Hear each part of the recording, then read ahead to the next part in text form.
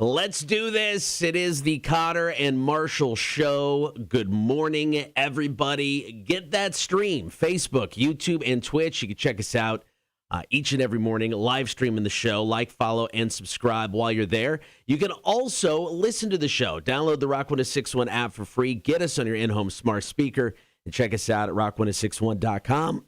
Excuse me. Good morning, Marshall. Good morning. Still having allergy problems, huh, pal? Just very congested over the past few weeks. Is something going on? I don't know. You've never had congestion. You've never been an allergy guy before. Maybe this is the year. I hit 45, and everything in my body says, screw you. Everything's going wrong. This is where your body gives up on you. I mean, it did a long time ago. Right. But now it's just really just up in its game. Well, what's awesome is, so Tim the engineer has been in our studios, like fixing stuff on and off for a while now. And I think he messed with your seat adjustment because you look like a midget today on the live stream. Just today? Well, yeah. Okay. Yeah. So you were even slumped down further. Yeah. There you go. Now you look like a real human being. Is that better? There you go. I mean, there's nothing wrong with being short. No. No, But you're 5'3", and it showed just a moment ago. We like to keep that lie up that you're about 5'9". Speaking of Tim the engineer, he was in the studio yesterday messing around with some stuff. Yeah. But I think we are in peak studio form. Don't say things you don't mean. As of today. Don't knock on anything.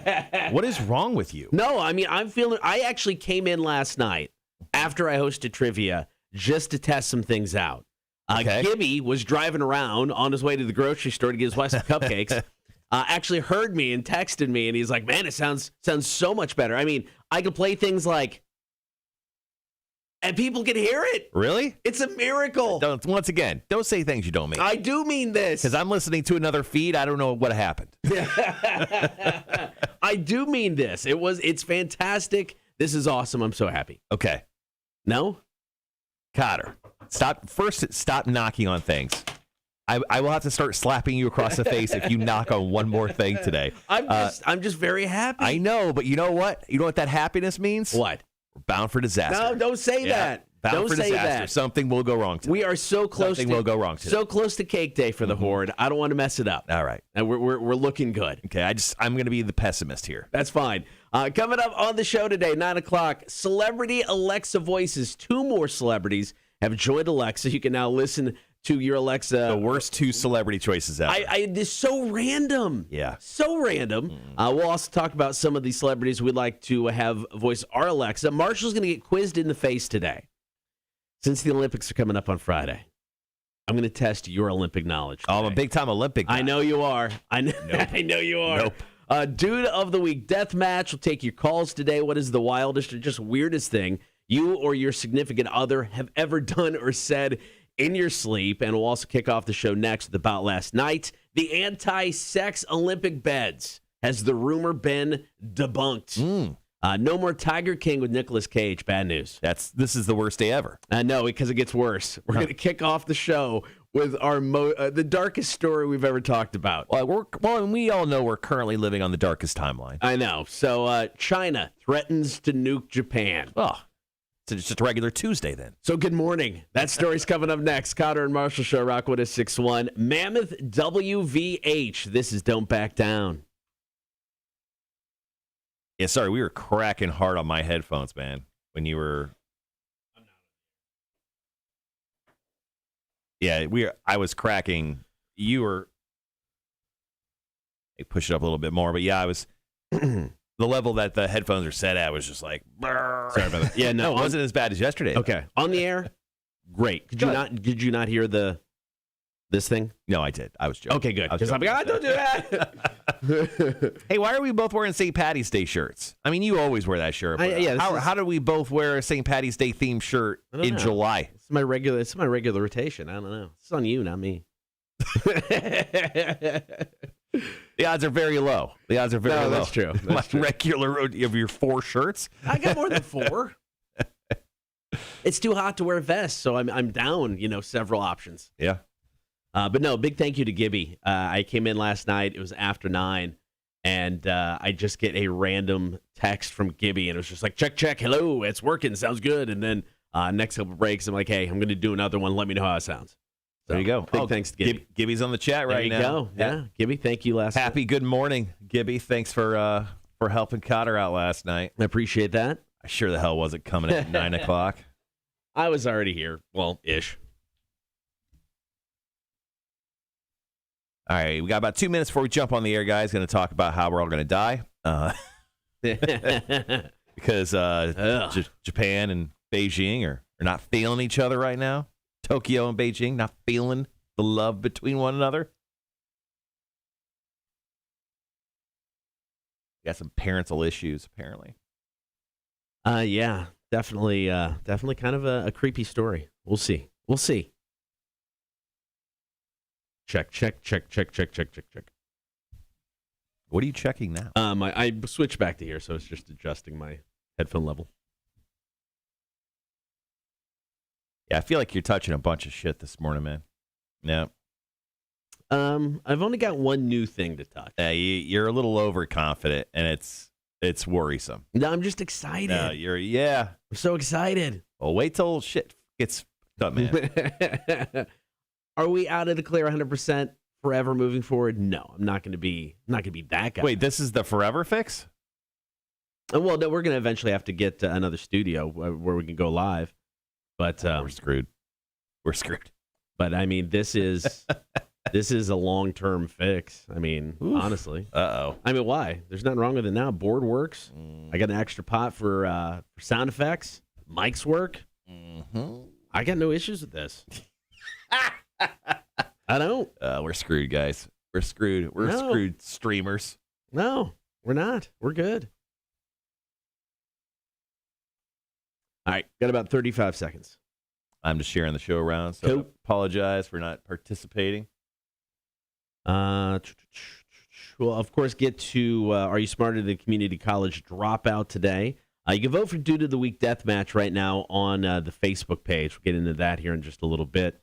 Of course, your calls, comments, and text. Always welcome. All right, guys, be right back.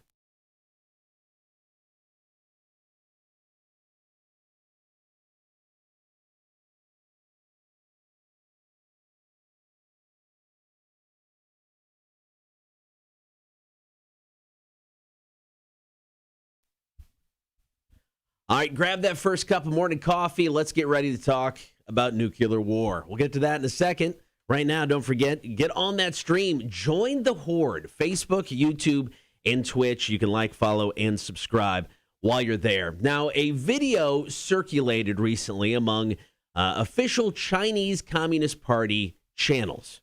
In this video, China is threatening Japan with nuclear war if they interfere in Taiwan. They said, we will use nuclear bombs first. We will use nuclear bombs continuously. We will do this until Japan declares unconditional surrender for the second time. When we liberate Taiwan, if Japan dares to intervene by force, even if it only deploys one soldier, one plane, or one ship, we will not only return fire, but also wage full-scale war against Japan itself. This is where you just put the Brooklyn Nine-Nine cool meme, because this seems like a bit of an issue, because Taiwan is a democratic country currently.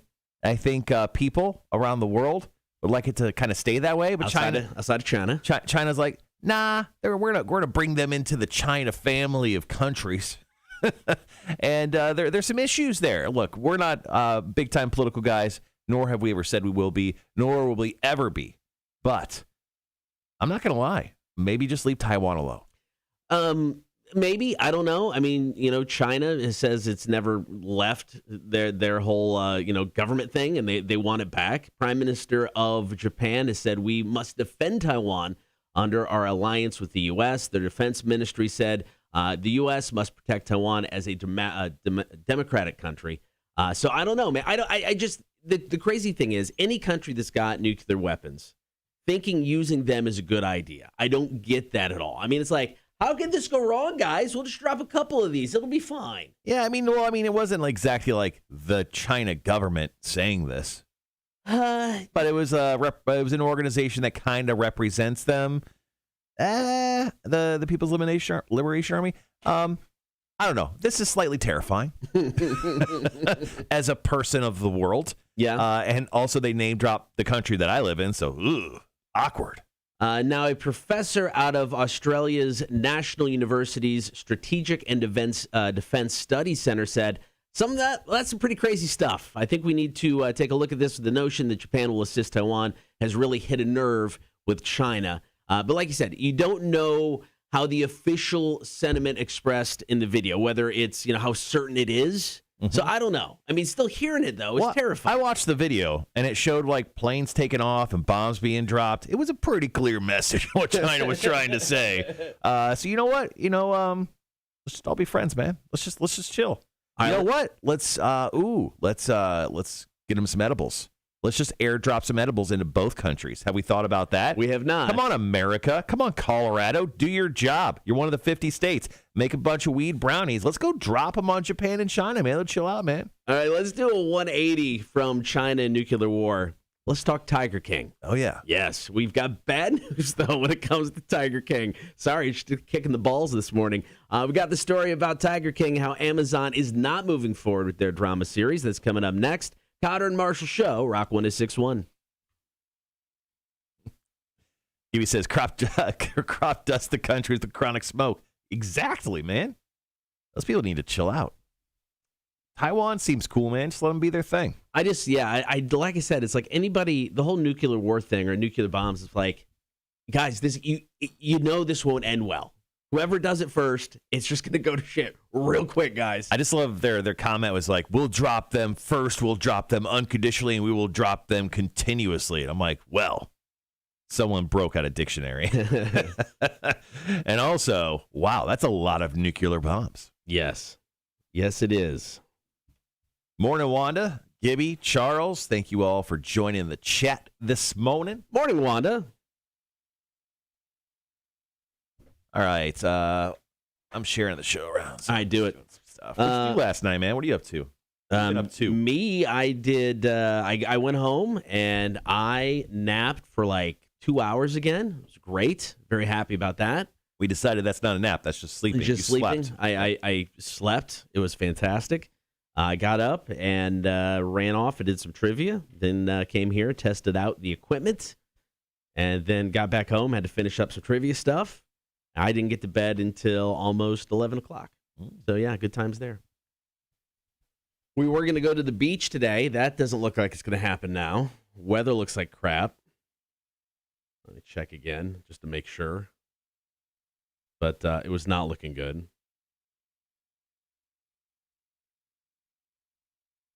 Let's see. Rain. Yep, rain starts around 9 this morning. Yeah, it goes all day. So I'm going to guess no beach trip for us today. Nah, you'll be fine, man. You know how that stuff rolls. We'll see. Savannah being Savannah. I was really just hoping for Huckaboo's Pizza. So, I don't know. Maybe I can still talk the wife into that. It's a long drive just for Huckaboo's, though. We'll see. Did you see the big guy's post the other day about re-upping? Yeah, actually, I took a screenshot of it. I meant to bring it up during the stream yesterday, but I was going to do it today. It's like, I'll be honest, when I first read the first few lines, it made me worried that he was like, peace out, guys. Got a new gig. I'm leaving. Because it's like, I've been honored and blessed to work at JCL, 22 News in Savannah, since 2006. It's one of those things where, and now, unfortunately, I'm moving on to a different opportunity. But that was not the case. Each day is fun and a new adventure, sharing the stories of the amazing people, athletes, and teams in and around Southeast Georgia and the South Carolina Lowcountry. With that said, I'm pleased to announce my continued commitment. I have signed a new contract, and you're all stuck with me for 3 more years. There you go. Big guy's not going anywhere. Yeah, sick flex, big guy. We get it. You make money, man. Cool. Jeez. I thought I heard some thunder yesterday. It was just the big guy slapping himself on the back.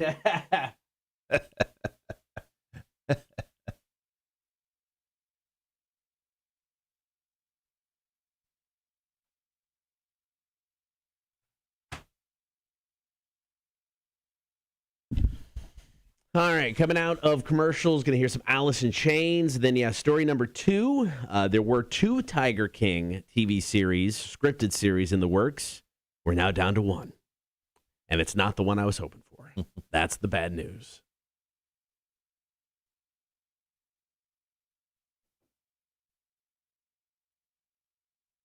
Okay. Yeah, no worries. Almost done. And a lot of tags in this morning. I got to tag Living Colour. I got to tag the Hooba. Quiz in the face. It is the Olympic gold medal edition today for Marshall.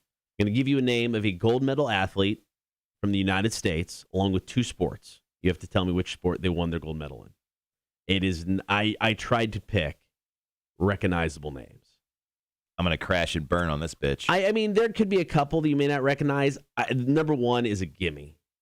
You should get number 1 right. I think you'll get several of them right. I tried to pick very recognizable names. I threw in a couple that may not be totally recognizable just for the sake of not making it, too easy. But I think you got this, man. I think you got this. All right.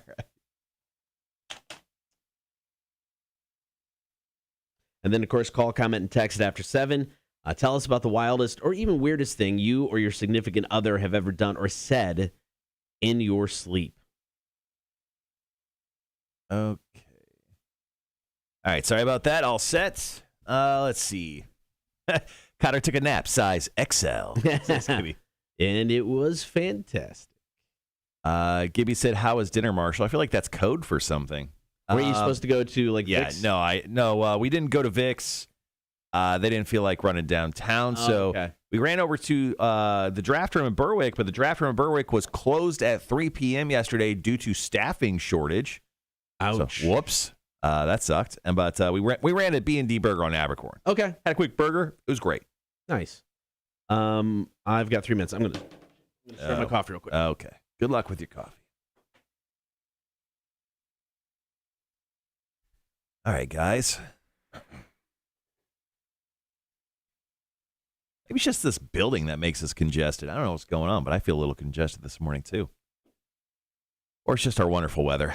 Anyway, yeah, so last night, didn't really do a whole lot yesterday. I got off of work, squeezed in a nap, which was a whole lot of nice, and then mostly worked out of my front office yesterday. On top of, being the morning show host, I also am the promotions director for all 6 of our radio stations. So I put in some proposals for some of our sister stations and, took care of a bunch of work stuff yesterday. Nice and boring day when I had dinner at B&D Burger, and that was kind of the night. So, but yeah, going back to the big guy, 3 more years. We didn't ask for it, but I'm glad we got it. Big guy's an integral piece to the sports portion of the Kotter and Marshall show. Speaking of, probably going to have to get him on here in the next few weeks with the NFL training camps kicking off. Yep. Got to talk about a world for the Atlanta Falcons where there's no Julio Jones, but we get Kyle Pitts, the apparently the best tight end prospect of the last 2 decades coming out of the draft. Nice. That's positive. Yeah, but the Falcons still have Matt Ryan. They passed up on Justin Fields. I mean, if Justin Fields is good, he was picked with a number 11 pick from the Chicago Bears. Can you imagine how the Falcons, the Broncos, all the teams that passed Panthers, how they're going to feel, even if he's sort of good? Fans of those teams are going to revolt. They're going to revolt. So I'm hoping I'm right as a Bears fan. I'm hoping they get mad. I'm hoping I have this to hang over some people's heads. Look, I'm optimistic about, this stuff in the studio working. You're optimistic that the Bears are going to have a good quarterback. I don't know, man. Yeah. Let's see. I think Gibby just dropped our call in today is tell us about the wildest or weirdest thing that you or your significant other has ever done or said in your sleep. That's awesome. Morning, Mac. I got a reaction off my personal Facebook page, and now we have Gibby. So I got a couple here. Yeah, I got one off of Facebook from earlier. I couldn't. So the email you sent the other day about connecting Facebook and Instagram, I for some reason could not get the 2 connected. It says they're connected, but I can't. I don't know. Rock is connected, but the Kotter and Marshall shows will not share post yet. Good morning, these nuts. We'll get that sorted out. Yeah, I'm not worried about it All right, guys, got about 20 seconds. Going to hop into this Tiger King story. All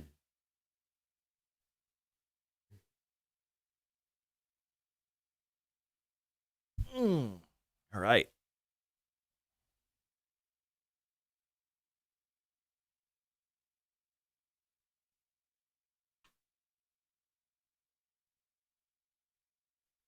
Good morning. Thank you for hanging out on air and on the stream. Story number 2 about last night. I've been saying it for a while, and I'm not the only one officially jumping off the Joe Exotic bandwagon.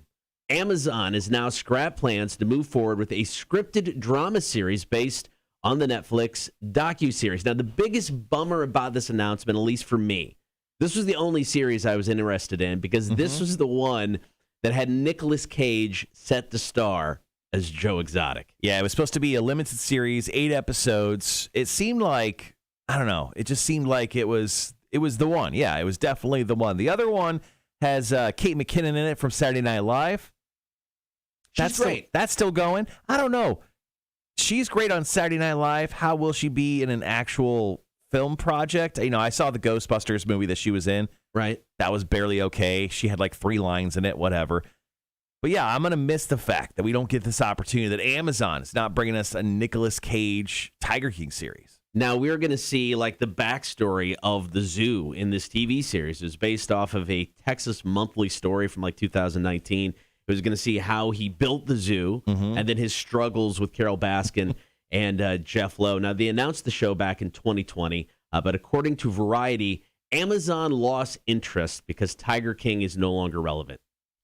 Tiger King was just a star that burned, very fast, very hot. And now I think it's burnt out, man. I don't think it's going to be completely burnt out because there's a update in the Joe Exotic case where there's an opportunity he could be getting out of jail within the next few months, depending on how things go for him. So if Joe Exotic gets back out into the quote-unquote wild, I see what you did there. I think we have some opportunities to reignite the flame that is Tiger King, because that's what he wants to do. Yeah. I mean, the moment he gets out of jail, he's going straight to a stylist.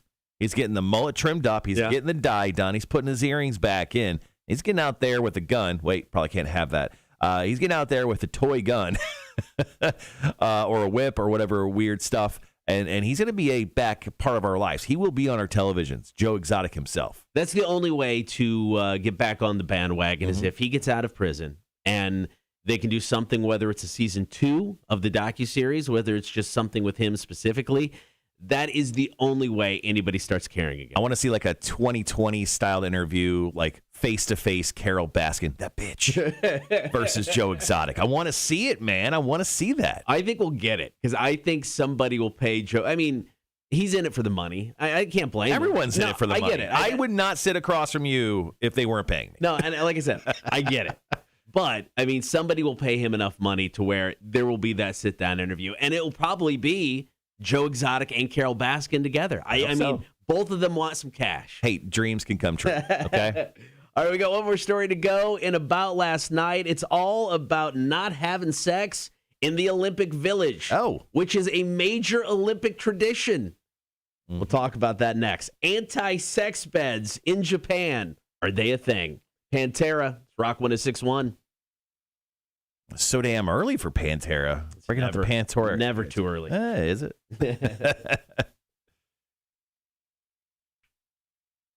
Mac asked what the question of the day was, and Gibby answered her, and then I feel like Mac immediately checked out from that question. Well, it mentioned significant other. Mm-hmm. Yep. All right, guys, on the show today, doing Are You Smarter Than a Community College Dropout Trivia, giving you a 2 for prizes, which I think is pretty damn awesome. Hooking you up with Living Colour and Hoobstank tickets. They play a show next Monday at the Victory North Savannah. Also, hooking you up with passes to the Savannah Bar Crawl. Tailgate Bar Crawl, September 4th, first big weekend of college football. Doing a big crawl downtown. We're going to hook you up with free passes to go enjoy that as well. And then we'll talk about it, I don't know, at some point today. But the Hella Mega Tour, we're giving away tickets every single day this week. I'll be choosing actually the Monday winner once we get off the air. Cool. So we can go ahead and get those tickets out. Yeah, getting a lot of texts. So thank you to everybody who's texted in, playing along. Chance to score some tickets. I think I'm just gonna buy tickets for the Jacksonville show. My kid really wants to go. My wife really wants to go. You don't have concert label contacts with for this one? Probably not, because Green Day doesn't have anything new. Weezer doesn't have anything. Well, okay, yeah, no, not with those bands, unfortunately. I'm just gonna buy them. You can get them for like $90, decent seats. Okay. It's our anniversary day, so we're gonna go down with the kid. The oldest, won't be here, so he doesn't get to go. Sorry.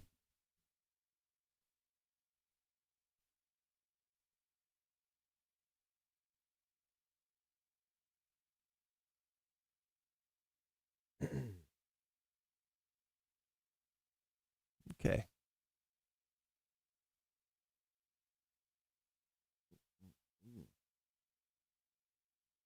Yeah, so later on, we're going to give those tickets away with trivia, and then, get into some weird stuff as well.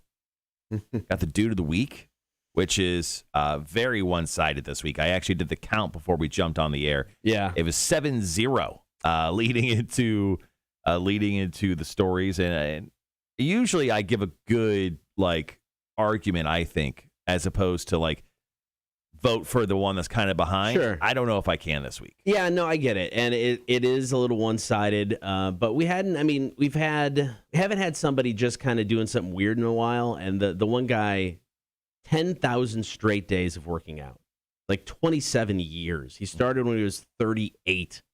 Stupid.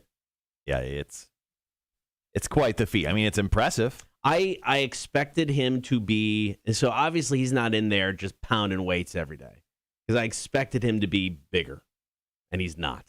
Hey, he's just lean. I know. He's that lean fit. That's what I'm saying. He's not in there, pounding weights every day. Mac is commenting quite a bit on the live stream. I've had 6 relationships in my lifetime, and I choose to say single or lonely. Just to clarify, LOL. I think is that the equivalent of just shouting at the sky? Is that what Mac's doing right now? She's just shouting to the void of nothing because no one asked. That's what it feels like a little bit, Mac. It's up there. All right, got under a minute, and we'll hop in story number 3 about last night.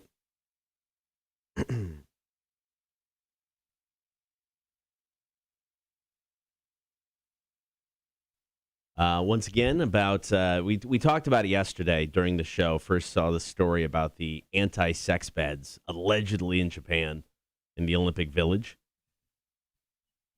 Looks like that rumor may have been debunked.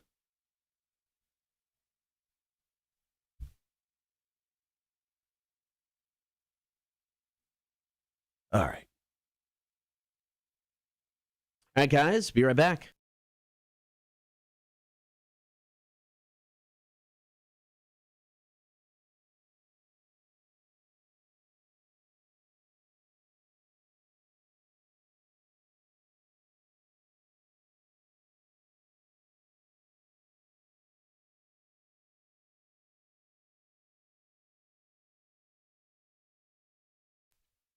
All right, final story of about last night. Every time the Olympics roll around, we hear stories about how the Olympic Village is just a hotbed for crazy Olympic sex.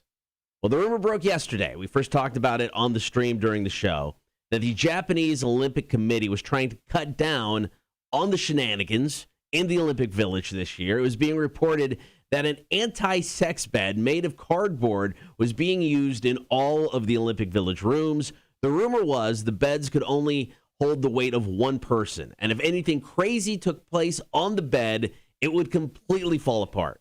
No. It looks like that rumor has officially been debunked by athletes who have already arrived in Japan. An Irish gymnast actually posted a video to social media where he repeatedly just jumped on the bed and it didn't break. Yeah, Rice McClenaghan, which is the most Irish name I think I've ever heard.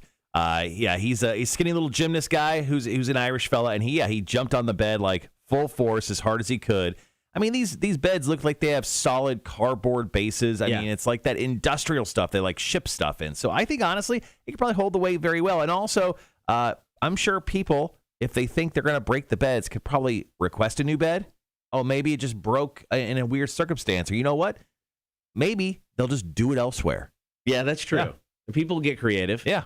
It's also tradition that free condoms are supplied in the Olympic Village. Now, there was also a rumor that Japan wasn't going to supply any. Well, now they are. Over 160,000 condoms will be available, but athletes are being warned not to use them. They're being encouraged instead to take them home as souvenirs. Right. They are worried about COVID-19. So there's like a playbook for all the athletes that they're supposedly supposed to follow, and they're supposed to avoid unnecessary forms of physical contact. Yeah, so they're supposed to take these condoms back to their home countries and then show them off for safe sex education. You know what I'd rather do if I was a young athletic person? I would rather have crazy Olympic sex and go home and tell all my friends about that. To me, that's way better. And maybe you just bring back the empty package. There you go. And be like, I had sex. Yeah. You saw that lady from there, the gymnast? Yeah, that was me. I was all over that.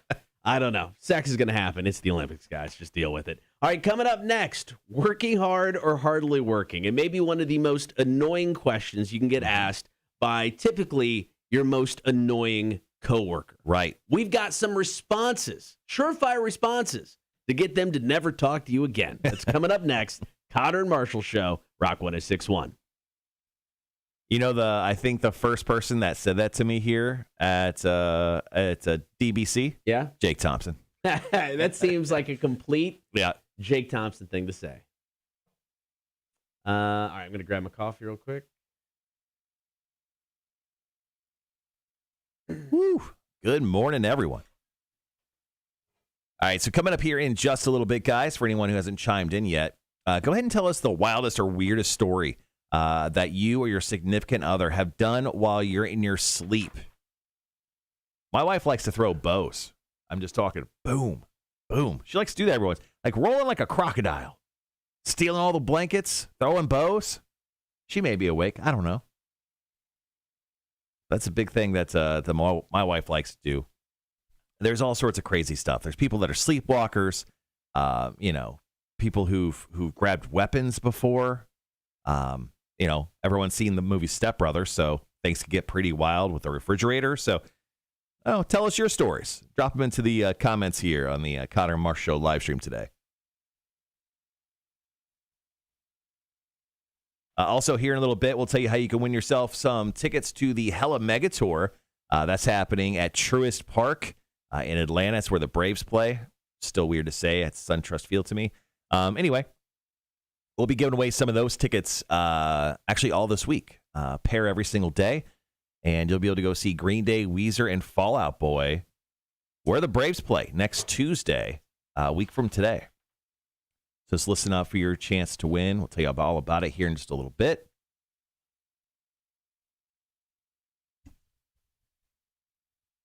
There we go.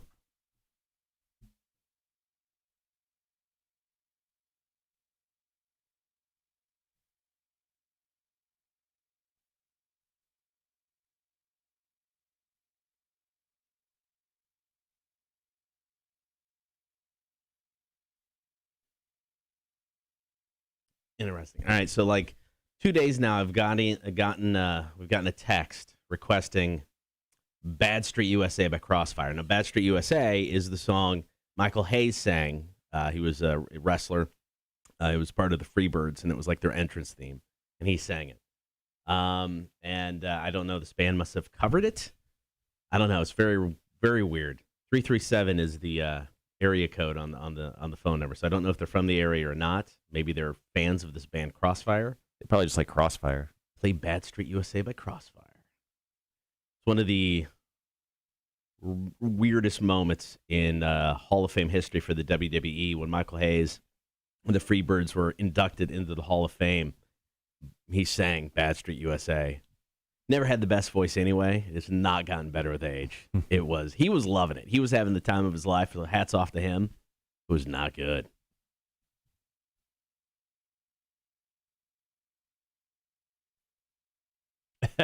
Elaine, thank you for that story. Gibby, Mac, Elaine, thank you for dropping stories nice and early this morning for our call-in. at 7 o'clock. Once again, tell us about the wildest or weirdest thing that you or your significant other have either done or said in your sleep. You're grabbing the ones from Facebook? Yeah, there's only the one. I'll double check, but it was just the one earlier.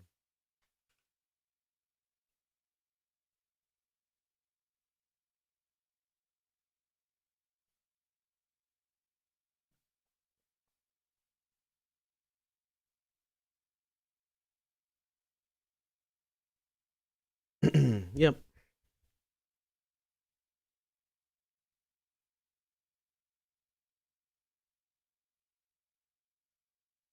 So my youngest kid, her last night on the job at Kroger was last night.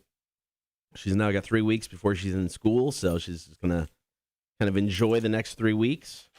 Oldest kid's got like a couple more days, Pizza Hut, then he's done. What will Pizza Hut do? I don't know. It's a good question.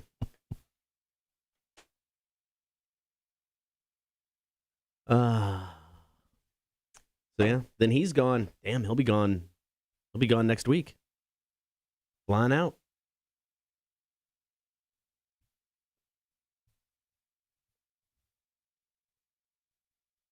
That trip back from Arkansas in August is going to be the ugliest thing ever. Wait, why? So my youngest daughter is very nervous about going to college. Very scared, nervous. She overthinks things. So she's, a little hesitant about the whole thing. So my oldest, when we dropped him off, it was basically like, get the hell out, guys. I'm a college student now. Don't care. My youngest will be an emotional wreck. So that means my wife will be an emotional wreck. That means for 14 hours from Arkansas back to Georgia, I'm guessing my wife cries. And my wife hates crying in front of anybody, including me. I mean, if she gets upset and emotional, she goes in the bathroom, shuts the door, give her a half hour, 45 minutes, whatever she needs, she'll come out. So she's really going to struggle because she's got nowhere to go in the car.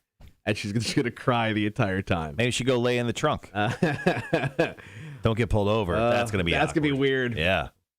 So yeah, that will be an intro. And I've talked to her about it. I'm like, that drive home is going to be rough. You're going to be a wreck. She's like, I know. It's going to be disgusting. So that'll be fun. Maybe I should live stream that. Not on our channels. I'll cut that shit off immediately. Perfect. Got some extra stories for our call-in for my personal that are actually pretty good. So I'm loaded up over here. I got 5 to kick off. We haven't even started yet. So that's a good one, Gibby. Over under on how many hours she cries. Say the over under 3 hours 15 minutes. Because eventually she'll cry herself out. So 3 hours 15 minutes. That's the over under. It seems like a lot of crying. I think this one's going to be rough on her. It's going to be very rough on her. Let's move to a more positive, joyous thing. So last night, got hit up. The 2021 Savannah Boat Parade of Lights is back. Okay. That's exciting. Sure. Kind of worked with them for the first time last year in regards to this event. So this is the day after Thanksgiving, kind of Christmas time. This is like the first official Christmas parade of the season.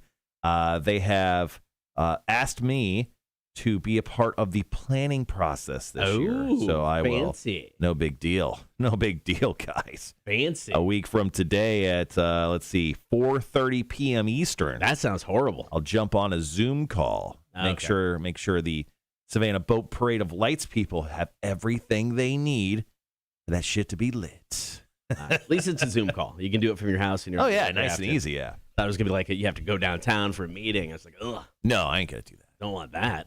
And more than if they need a judge, I'll judge it, baby, if I'm in town. I don't know yet. We'll see. I will be around, so I can help out and judge that one. Because there's a really good chance we're... So I just talk about my wife doesn't like to cry. So if she's trying to pawn the youngest off on like family for Thanksgiving, so it'll just be me and her. So we're not doing anything. So I can judge if they need it. Yeah, and this is going on. This is the 20th anniversary of the Savannah Boat Parade of Lights. Started 20 years ago this year. So pretty cool. The deal. Pretty cool. All right, coming up next. Working hard. Hardly working. Hate that phrase. So stupid. So we've got responses you can give to that annoying coworker that asked this question. And if I think replied to correctly, he'll never bother you again.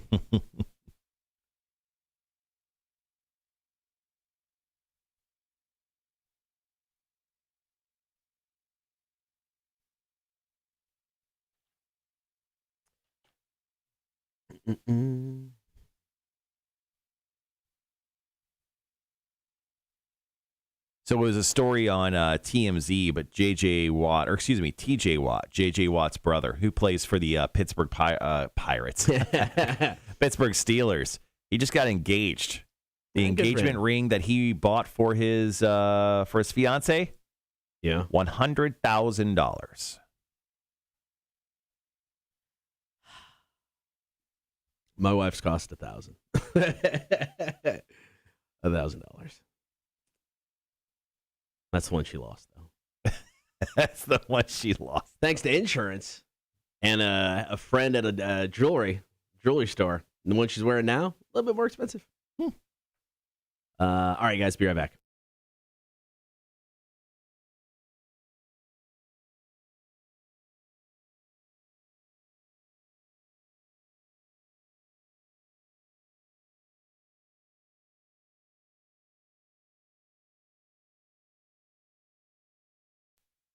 We've all got that annoying coworker that still finds the question, working hard or hardly working?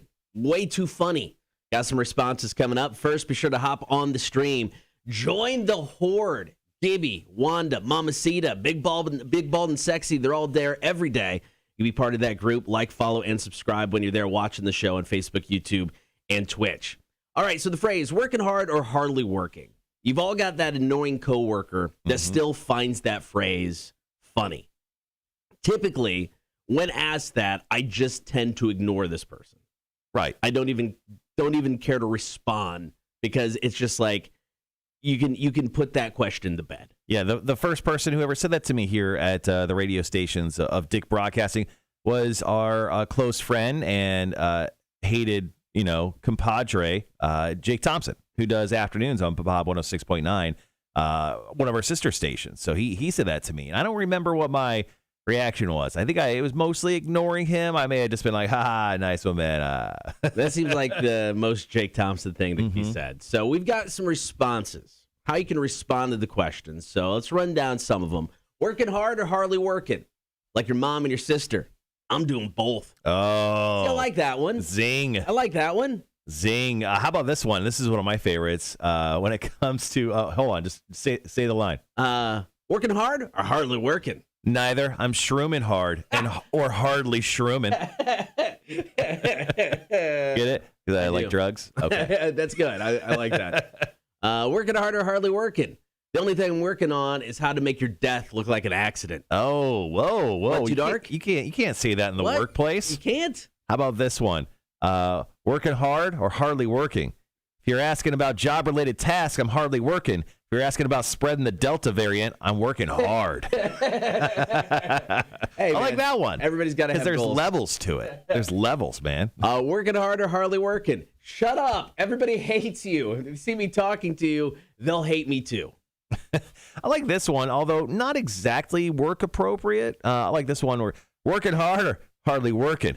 Can I get back to you in a minute with my answer? I need time to put my gloves on before I strangle you. Working hard or hardly working? I'm hardly working, and I still make twice your salary. There. Glad you asked. This one hits a little too much, too close to home for me, and possibly you. Working hard or hardly working? Comments like this are why you sit in a cubicle covered in action figures. Whoa. That's low blow. If you're watching the live stream, there's like tons of action figures right behind Kotter. Low blow. All right, call, comment, and text coming up next. Tell us the wildest or weirdest thing you or your significant other has ever done or said in your sleep. Call, comment, and text 800-394-1061. We've got your stories coming up after 7 o'clock. It is the Kotter and Marshall Show, Rock 1061. That's why you're the guy with action figures. I will say, in my office, and because we moved all the action figures in here, I have 0 action figures in my office. So I can't be claimed. I can't be called that guy. No, I've got my Arn Anderson guy in my office still. I should bring Arn in here. I think I got a Darth Vader old school Star Wars toy on my desk. You do, yeah. Well, that's about it.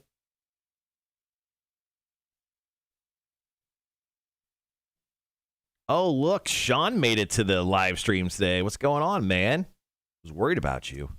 Hey, guess who's grilling out tonight? This fella. Oh, what you cooking? I got some cheddar jalapeno sausages that I bought from Sam's Club. Probably the finest of meats. And then Nicole's family's going out to get some sides. I think nice. they may buy some stuff for burgers or whatever. But yeah, I'm grilling out tonight. It's been I don't know, a couple weeks since I've last grilled out. So Gonna get rained on, FYI. yeah, I mean that's what Savannah says. Even when Savannah's 100% chance of rain, it's going to rain for 20 minutes. There's going to be sun for 3 hours, and then we're going to get the literal worst storm in the history of man, and then everything will be back to normal 30 minutes after that. Does it seem like this year, though, there's been way more rain than normal? It just seems like a lot more. Yeah, it's global warming, man. Everything's melting. Yeah, we're in a Dripping climate off. crisis. That's how it works, right? Yeah, I think that's how it works. I would say we've gotten as much rain as my first year that I lived here. So back in 2014, and not really ever since then. I mean, it felt like it rained every single day at 4 o'clock on the dot, by clockwork. And then it's been relatively not overly rainy outside of a few hurricanes. But yeah, this year seems like we've gotten a ton of rain. Yeah. Oh, look, Thomas is around. What's up, Thomas? Hey, Thomas, what's going on? All right, guys. So coming up next, we are going to be asking you, what's your wildest or weirdest thing that you or your significant other or your side piece, we're not judging, have ever done or said in your sleep? Okay, so do you have a sleepwalker in your house? Has someone screamed out someone else's name in the middle of sleeping that's not exactly your name? Awkward. I do something. I do something that my wife pointed out. She really couldn't think of anything that I've ever said. Right. But I apparently do something every night while leading into the sleeping process. Interesting. That is weird. And I think it is also weird, but I'll share mine as well. All right. Let's see. David says, I'm smoking Thursday just because it's been 2 weeks since I smoked meat. You and Sean need to get together, David. I know Sean lives in Minnesota, but damn, I think you guys would be best friends. Sean, also a big NASCAR guy. Dave obviously helps judge and do security or whatever he did at the Atlanta Motor Speedway recently for the NASCAR event. Sean, big time race guy. He's always going to races. You both love smoking meats. It's like you're almost the same guy. Are you sure? Sean, is your first name David? Oh, yeah, Gibby, thank you for sharing. Discord link. Guys, check it out.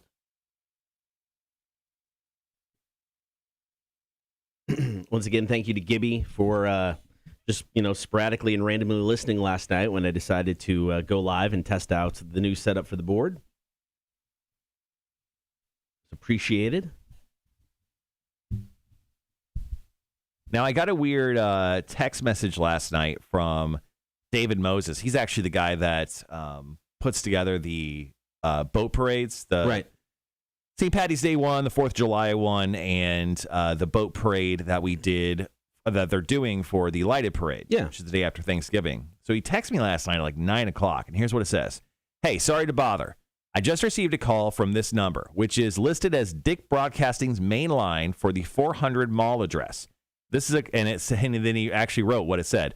This is a collect call from the county jail. Would you like to accept the charges? I kindly replied no, but FYI, thought it might be one of those prank call gimmicks or someone just hijacked your number. Either way, hope you're well.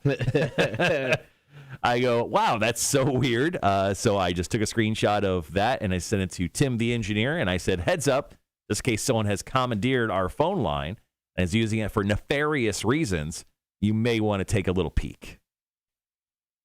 Tim got back to me last night, and he's like, I don't think that's one of our numbers. That's really strange.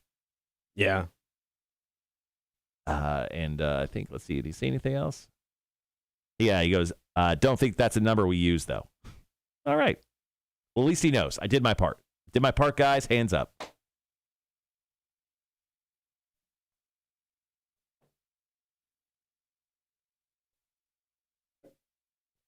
All right, guys, once again, for our call-in segment today, tell us about the wildest or weirdest thing that you or your significant other have done or said in your sleep. Please share those stories in the chat today. We'll get to them here in just a little bit. Got some great stories lined up. Kotter, I know you got a couple on the Facebook. I got one. Wanda says she's dropped one? Yeah, I got one. Okay, was that hers? Yeah. Okay, gotcha. Yep, I got Wanda's. I don't have any. I mean, I asked my wife. I do have a great story about my brother-in-law, though. Mm-hmm. But I snore like a mother effer in my sleep. But that's can about confirm. it. I confirm I snore. But who doesn't snore? Yeah. But that's about it. So no stories of anything crazy. But my brother-in-law, a story about sleepwalking. It's pretty good. All right, we got about 10 minutes, a couple tunes, and then we'll hop on.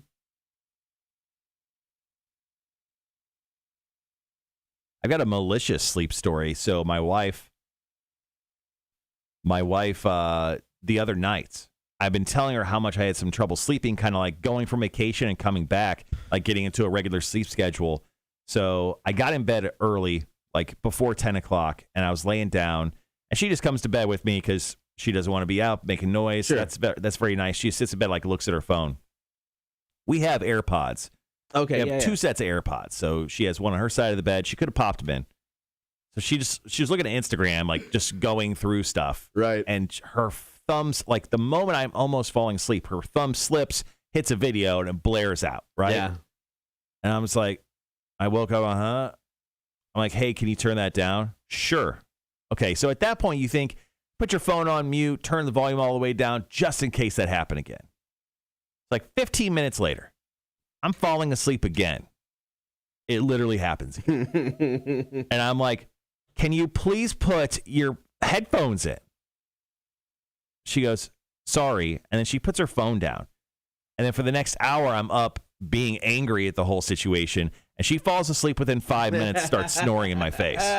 So that is a big time. Is spite snoring a thing? I think I was, honestly, for the next hour, I thought, what if I was going to go get my Bluetooth speaker and put it on her side of the bed and just blast something. But I did, because I'm not a terrible person, but I thought about it. I thought about maliciously getting back at her. Sean, thank you so much for dropping your story. Jeremy, also thank you for dropping your story.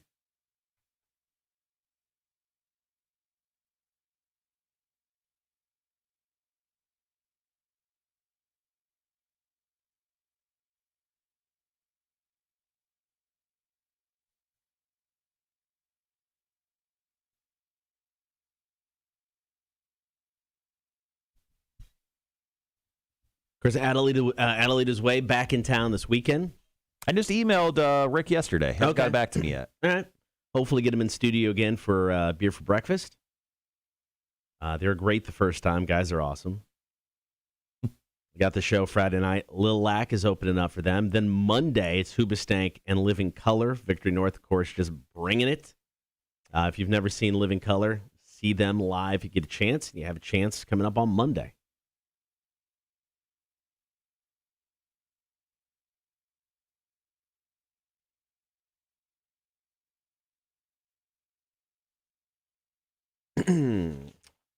Let's see. Still got Dude of the Week death match. Story about a family who is reunited with their son. He's kidnapped at the age of 2. 24 years later, get reunited. The dad, like for the 24 years, never stopped looking for his kid. His story inspired a movie. This whole thing takes place in China. His story inspired a movie in China. It came out in like 2015. So that's the first choice of the Dude of the Week. Or your second choice is a guy out of Iowa, I believe. He has worked out for 10,000 straight days. Never stopped. Still going strong. In his 60s now. So you can vote now at the Kotter and Marshall Show Facebook page. It is a runaway so far for the family. I got quizzed in the face, Olympic gold medal edition. Going to give Marshall a name of a Olympic gold medal winner from the United States, along with 2 sports. He has to tell me which sport they won the gold medal for. So it's 50-50. Of course, we'll get to Are You Smarter Than the Community College Dropout, Celebrity Alexa Voices, and doing our part for the community, Are You Pooping Correctly? That's what we're doing for the community? That's what we're doing for the community. Wow. Are you pooping correctly? It's a PSA here on the Kotter and Marshall Show. All right. I just sent you a couple, so you have a couple loaded for you. Awesome.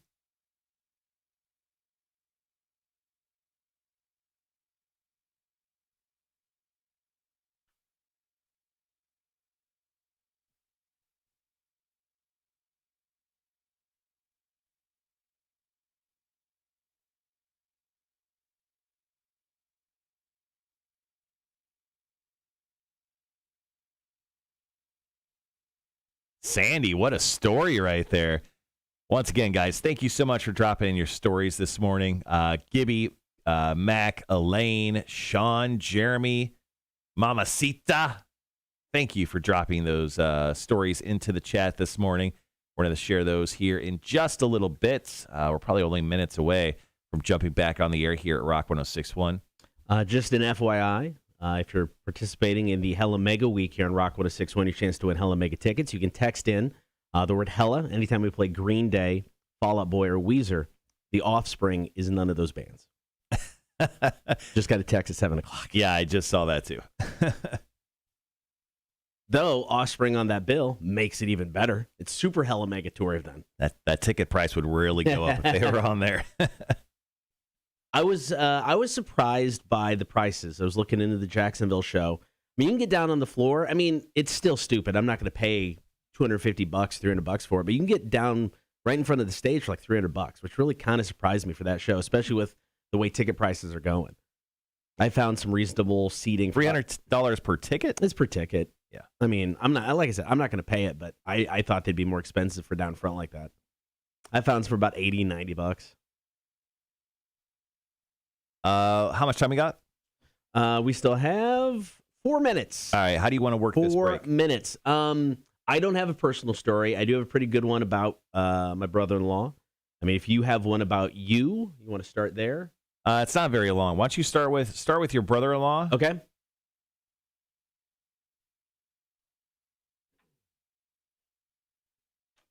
Start with your brother-in-law, and then I will do.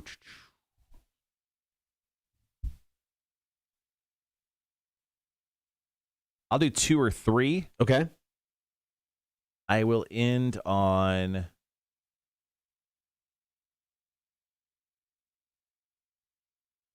I'll end on Gibby's story about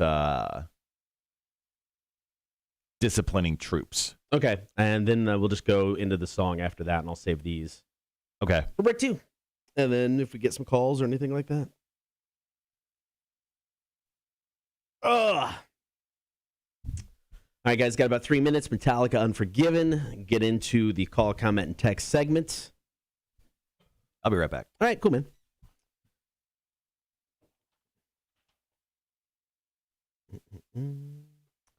Tomorrow, another edition of the Mount Rushmore. I have no idea what Mount Rushmore we're going to be putting together yet, but we will be. So we'll get to that. Also on the show tomorrow, Mac will join us in studio. Chicks on Dudes. If you have a question for Mac, you can email the show, kmshow, rock1061.com. Your opportunity to ask Mac a question maybe you don't want to ask somebody else in person. You can remain anonymous. We will answer your question, and we'll totally do it seriously. We will not make fun of you at all. We'll kind of make fun of you, but it's anonymous, so it's fine.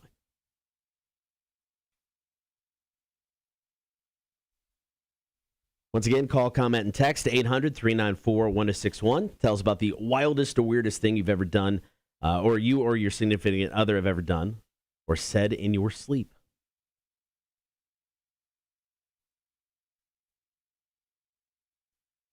Just under 2 minutes. Back at it.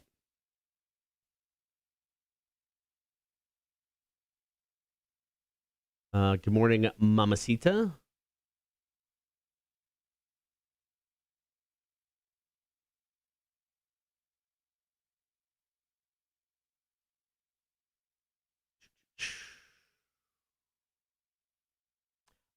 Sandy, did you watch Money in the Bank?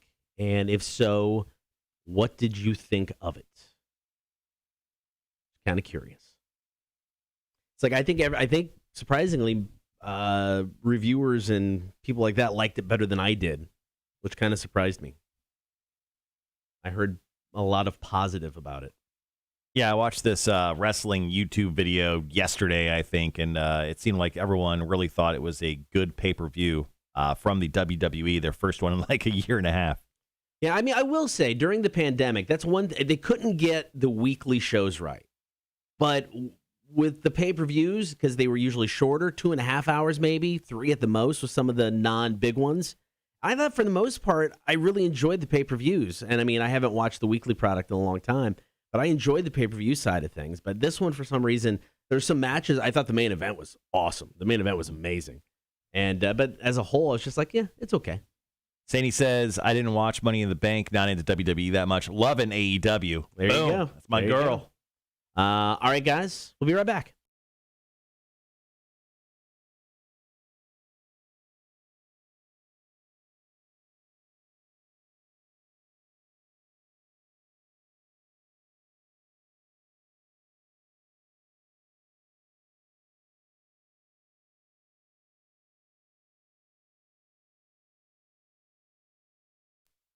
What happens when my brother-in-law drinks too much and then passes out?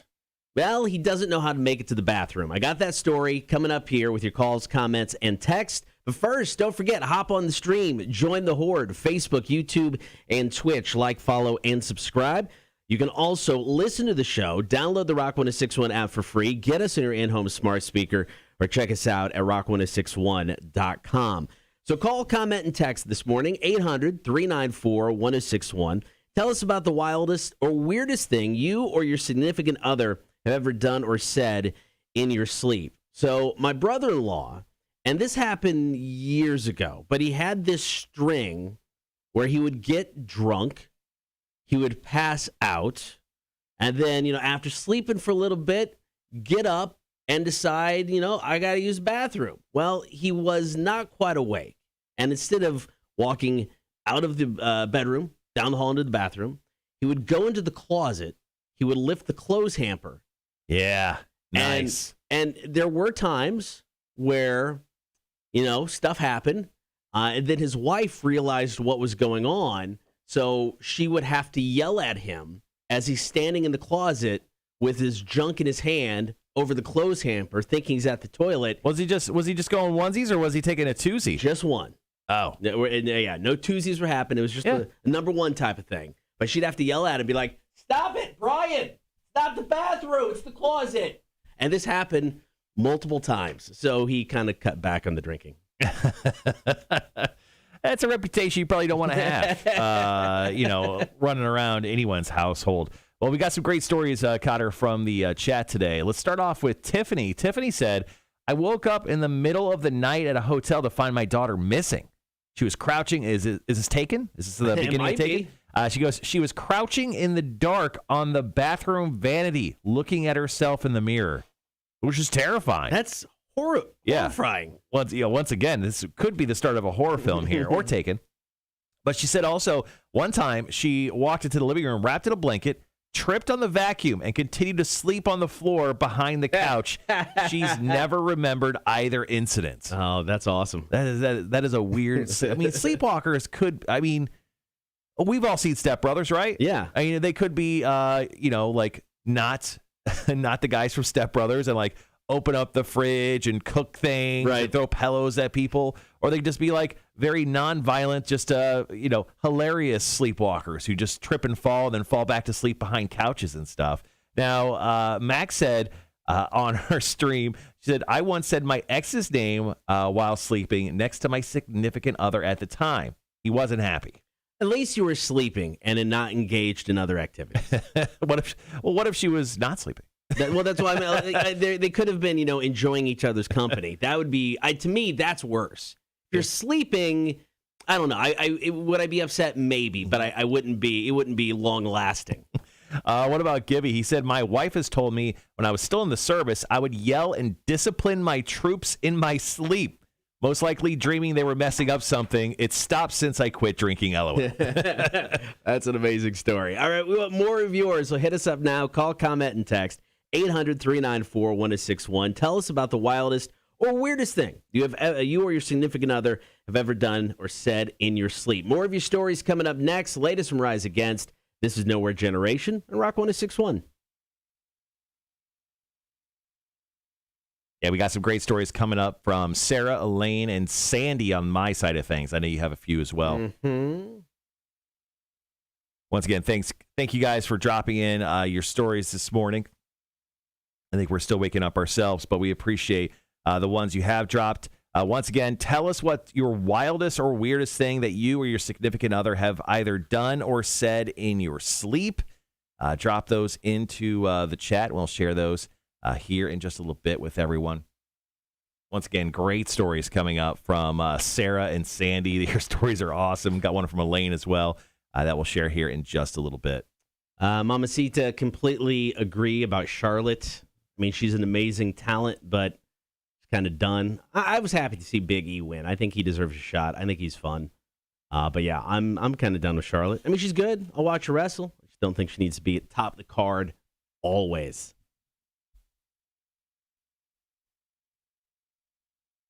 So this news just came out that founding Kansas violinist and co-vocalist Robbie Steinhardt has died. Oh, that's too bad. The picture of this man, he looks like a Sasquatch. He has a violin underneath his chin, and his long hair goes all the way down to like mid-bicep with a huge beard. He looked like a Sasquatch, but seems like we've had a bad string of old rock guys dying here the last week. Had Biz Markie as well.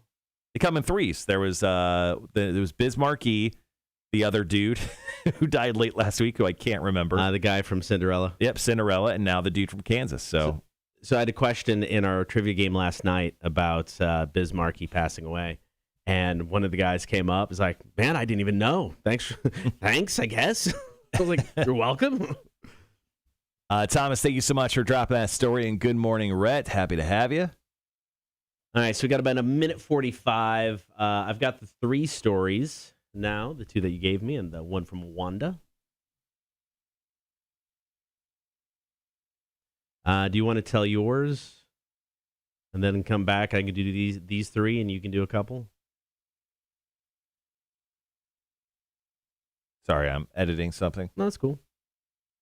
Yeah, that's fine. I don't know what you said, but that's fine. Do yours. Once we come out of the break, I'll come back and read these three. You can read a couple and wrap it up. Sure. Okay.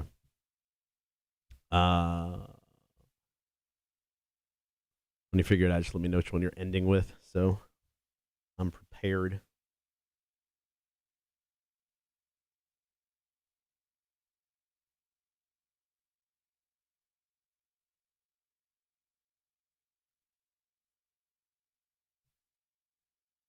All right, got about 45 seconds. Call, comment, and text. Wildest or weirdest thing you or your significant other have ever done or said in your sleep.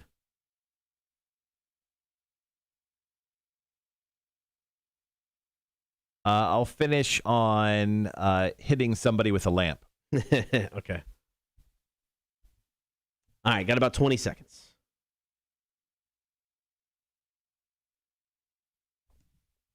And we'll be right back.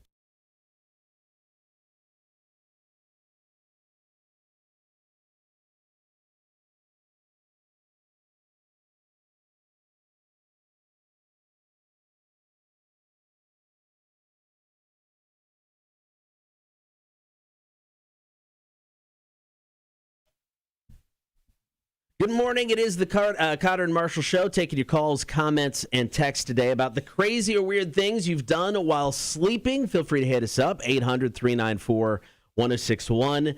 Outside of snoring, I got nothing, man. I don't do it. When I sleep, I'm dedicated to sleep. Yeah, you were dead. You seem to be able to fall asleep anywhere we go, and I've spent a ton of time with you, and you sleep like the living dead. I actually have a picture of you on my phone with like arms crossed. You look like a vampire. You could be, and the angle, you could be hanging upside down. I'm not for sure because it was very dark. You are pale white, and your arms are crossed over one another on your chest. It looked like you were a vampire / dead. Yeah, it was creepy. Yeah. When you showed me it, I'm like, that's what I will look like in my coffin. Mm-hmm. I mean, I look like I'm dead. It was so awesome.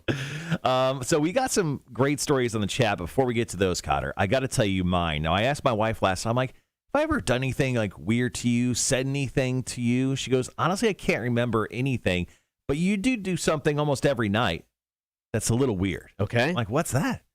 She goes, you moan. I'm like, what? Yeah, she goes, so apparently, and I've actually caught myself doing this once or twice, so I know it's true.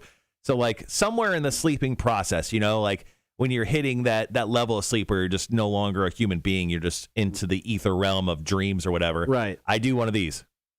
And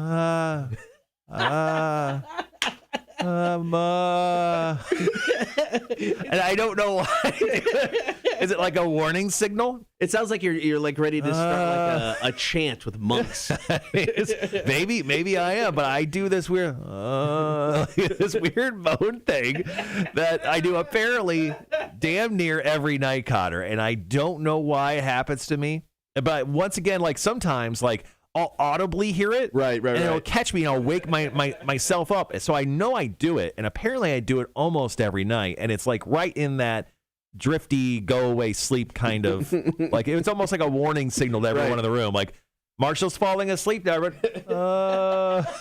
I don't get it. I don't know why I don't get it, man. That's hysterical. All right, call, comment, and text 800-394-1061. What are some of the craziest things you've ever done while sleeping? Thanks to Wanda for hitting us up about a dream. She said, I fought Freddy Krueger fist fight on top of a school bus while it was moving. It was hardcore because I woke up and my entire body was aching. Like I was in an actual fight. Ooh, maybe she had like cuts on her. Oh, yeah. She got stabbed by Freddy Krueger in that fight. Sean hit us up. When I was a kid, I used to sleepwalk. I got out of my house and I walked half a mile to my friend's house. I've had conversations with my mom while I was asleep as well. Haven't slept walked since I was a kid. Jeremy also hit us up. I remember one time an ex of mine used to have to take strong medication at bedtime, and she would always yell, cuss, kick, and sometimes punch me, the air, or anything in her general area. It's always scary, and slept very lightly at night around her. I would not sleep in the same room with her at all. Be on the couch all day long. Leave me alone. Yeah. So we got some stories on the chat that are killing me today. All right, so the first one is coming from Mamacita. She goes, my ex-fiance took me to have outpatient surgery, and I was recovering at his house with a 16-year-old daughter. And apparently, my anesthesia was also a truth serum, and I spoke my true feelings towards a 16-year-old bratty, horrible, out-of-control daughter. She goes, I never knew exactly what I said, but whatever it was enough to break us up, and we never spoke again. Whoa. Man. That's intense. There's some people who are so great at hiding their true thoughts. It's incredible, but apparently anesthesia is that truth serum. And I wish you knew, Sandy, because I would just like to hear it. Yeah. I just want to hear the outsider's observation of it. And Kotter, this one may be my favorite. So this is from Sarah off the Facebook. And she goes, hey, Marshall, this one's crazy. My ex-husband once climbed out of the first floor bedroom window in the middle of the night to pee. When he climbed back through the window, I almost hit him with a lamp because I thought somebody was breaking in. She didn't specify whether this is a sleepwalking thing, but I can imagine it is because most people have, bathrooms inside of their homes, and it would be kind of weird if he just decided to pop out the window to take a whiz. Hats off to that guy. Not only climbing out the window while sleeping, but climbing back in the window while sleeping. Impressive. But also, I've talked about this many times. He's a dude's dude because guys love to pee outside. That's true. I love to pee outside. I pee in my backyard all the time. He loves to pee outside so much he does it while he's sleeping. Yeah. It's just a natural instinct. What an alpha. He's committed to the process. All right. Bill Belichick would love him. You can continue to comment and text now. Some of the craziest things you've ever done while sleeping. Hit us up with the text 800-394-1061. Coming up next, going to tell you how you can score tickets for Green Day, Weezer, and Fall Out Boy playing in Atlanta July 27th. It is the Hella Mega Tour. Info's next. Kotter and Marshall, Rock 1061. I think when I think you're being boring, I'm just going to start moaning so you know I'm falling asleep.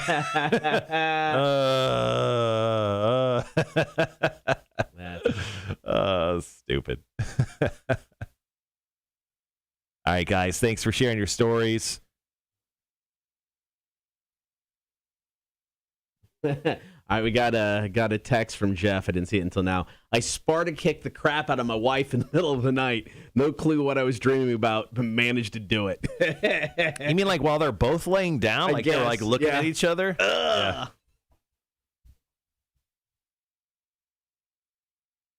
Impressive, actually. All right, guys, appreciate you guys hanging around. Ooh, maybe we got a call here. Oh, is Vic calling in? This would be a treat. Check. Rock 1061, who's this? Buddy Vic. What is up, Vic? So I gotta tell you some crazy shit I done in my sleep. All right, what you got? I actually got two things. When I first started being a mechanic, I was sleeping in bed and I thought I was dreaming that I was working on a car. Mm-hmm. And I actually had my arm up in the air, and all of a sudden my arm just fell over and hit my old lady right in the face. And she's like, "What the hell's that? What are you doing?" I'm like, "Oh, shit, I'm sorry, baby. I was dreaming I was a mechanic working on a car." Okay.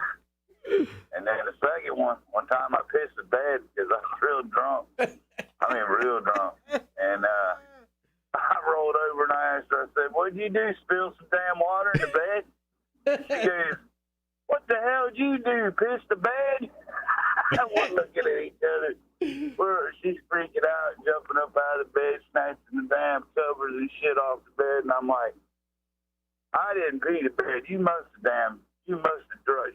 Would you spill something?" To this day, I don't think I pissed the bed. I think I spilled something. Vic just explained the Spider-Man meme where the Spider-Man are pointing at each other. Yeah. Vic, well, we love you, man. Appreciate you. Thank you so much for calling in, dude. No, thanks for the birthday deal the other day, man. That was pretty cool, y'all. Absolutely, man. No problem, man. No problem. Love you, brothers. All right, see ya. Good morning. You too, Vic. See you, man. Later. Love you, Vic. Yes, the other day was Vic's 50th birthday. Doesn't look a day over 72. My wife did send me a text. He's 50. I love Vic. Love Vic. All right, we'll save that in our Vic folder. Yeah, I don't think that one will make the air. No. If it was really good, we would have done it. Oh, yeah. I think one day when we do a best of, I'll just do like a segment where it's the best of Vic calls. Morning, Greg. How are you? Greg. How far away are we from giving you crap again about not running? I don't know. A couple weeks, maybe. Uh-oh.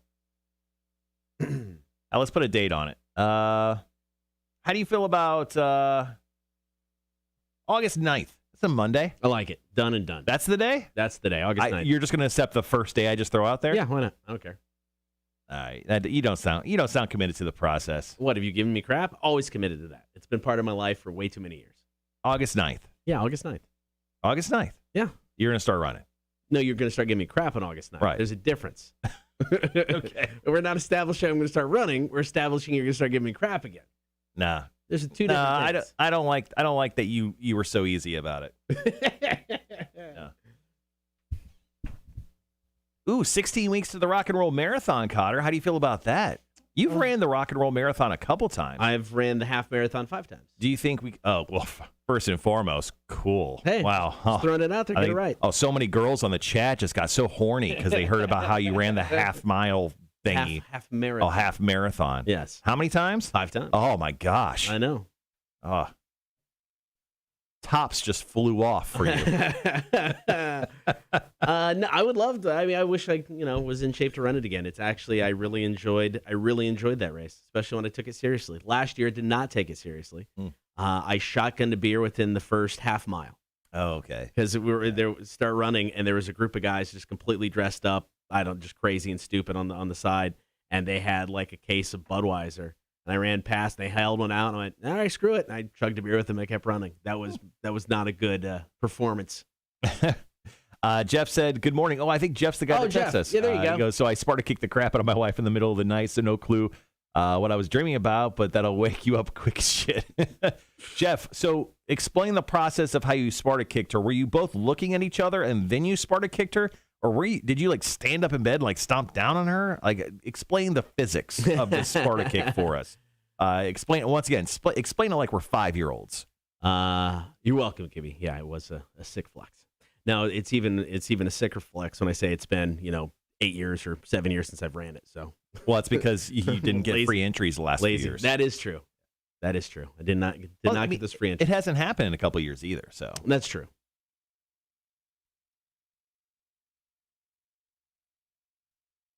Last time I was supposed to run it was, god dang, it's been 6 years. Because last time I was supposed to run it was in 2016. Because it wasn't when the Cubs won. And it was the most I had trained since year one. So, I mean, I was feeling good about it. Mm-hmm. And I had to fly back home for something, so I couldn't do the race. But, and I was actually feeling good about that one. But it was rough. Jeff said, nah, lying on our sides, she was facing away from me, and somehow I managed to get my leg up high enough to kick her in the back. Wow. I would have pulled something if that was me. Did you kick her off the bed? How was the trajectory of the kick? All right, guys, thanks for hanging around with us this morning. Lord. And someone texted us the girthiest of stories, apparently. Thanks for hanging around with us this morning. Coming up next, we're going to talk about our Hella Mega giveaway that we have going on this week. We'll talk about, obviously, some shows that are coming up, too, and your chance to win tickets. And then we'll jump into the Dude of the Week.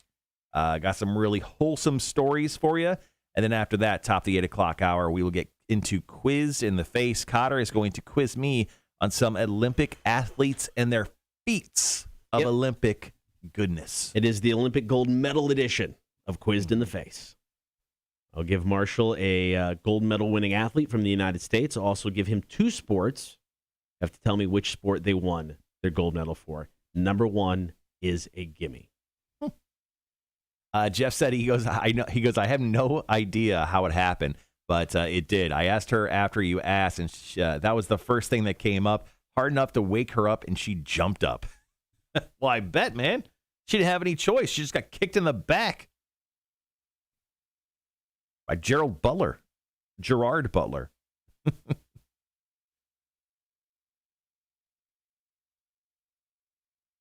Yeah, I think my wife has like hit me in the face before while sleeping, but that's not much to talk about. Yeah. Like she's done like the alligator roll, like elbow, like right into my forehead type of thing. Right.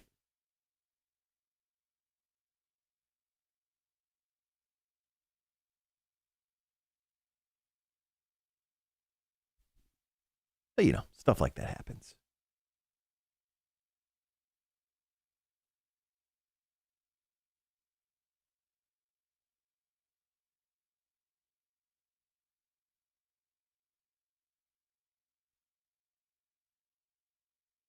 All right, so coming up next, we're talking in about a minute and a half. We'll go on there, talk about the Hella Mega Tour, which probably has some of the best artwork for any tour ever. Yes. In case you guys haven't seen it here, I'll share it with you. But if you like Green Day, Weezer, or Fall Out Boy, or all three, they're going to be doing a show around baseball parks, around baseball stadiums, all around America. It was supposed to obviously happen last year, but now it's happening this year, and their next tour date is going to be in Atlanta, the closest one to us, and that's next Tuesday. Yeah, I'm looking forward to this. I've never seen Fall Out Boy. I've seen Weezer and Green Day. They're fantastic. So I think this is going to be a lot of fun. I think it's going to be a great show. Green Day, one of the best live bands. Just they're incredible, fun, entertaining as hell. So this is the Hella Mega Tour artwork. So that's a unicorn shooting out a unicorn like Godzilla fire blast. It's incredible artwork. They should have paid that guy double whatever they paid him because it's that good.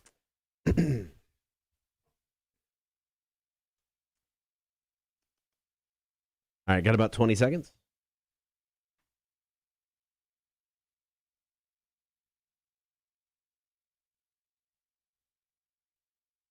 All right, be right back.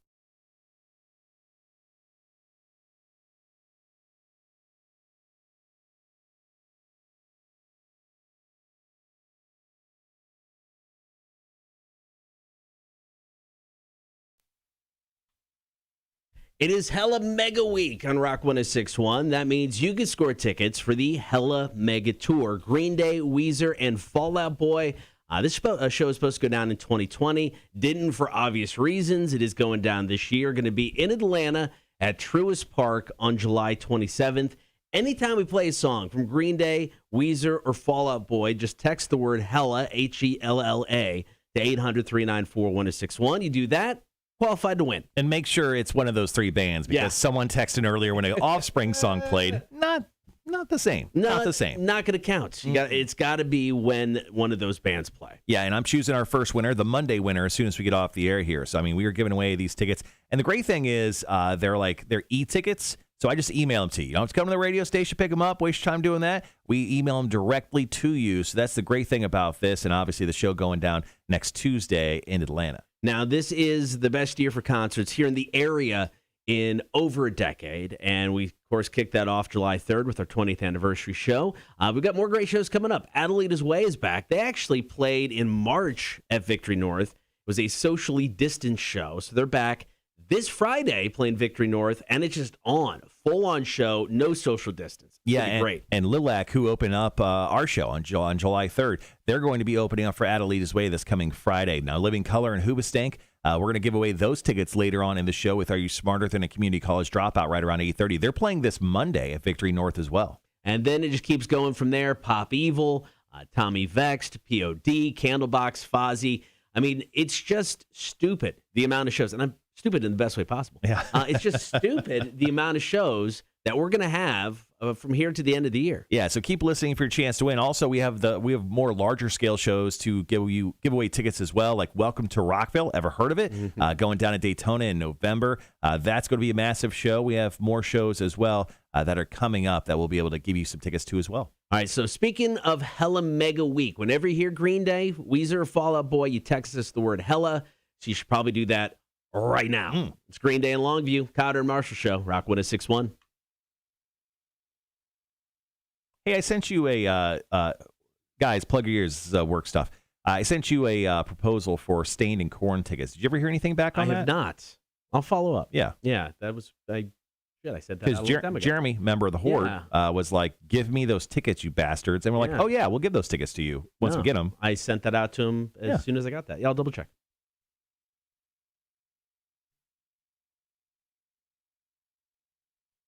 All right, guys, coming up next, we're going to do Dude of the Week. Got an opportunity for one of two people to feel really great about their lives. You can actually go to the Kotter and Marsh Show Facebook page. If you haven't liked it yet, make sure to do that. Go like that. And, of course, ooh, man, we just got 100 billion texts in. Go ahead and text us. I'm sorry. Hold on. Yes, go ahead and go to the Facebook page. Sorry, I was thinking of all the social medias.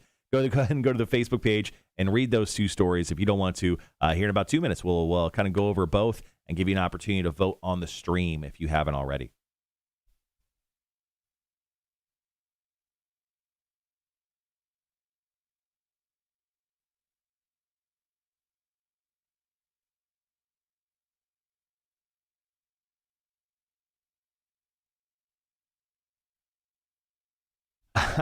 Thanks, Gavin. I appreciate that.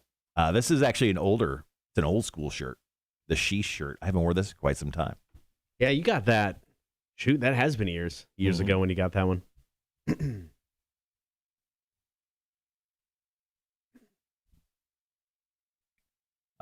Greg mentioned when I said that my wife hit me in the face, he goes, she was not asleep. You're probably right. Oh, honey, I was asleep. I didn't mean it. Sean goes, welcome to Rockville is going to be awesome for people going. So much room for activities. I haven't been to the Daytona International Speedway yet. Yeah, me either. It'll be my first time going down there in November. So, driven past it. That's about it. I've driven past the city of Daytona. I wouldn't say I've driven past the Speedway. I've driven past the Speedway. I've been to Daytona a bunch, but never the Speedway. All right, got about 1 minute.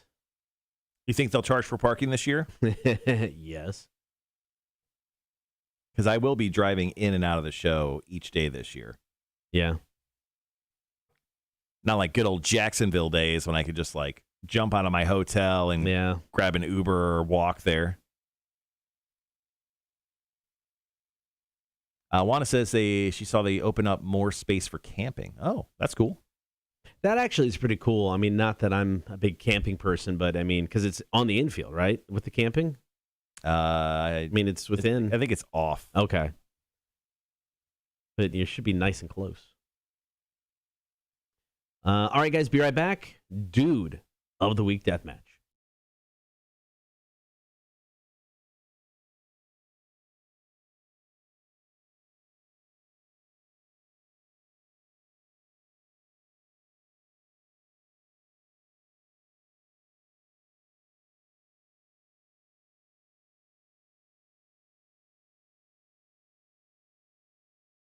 Coming up, going to select the Dude of the Week. We've got a really heartwarming story. Mm-hmm.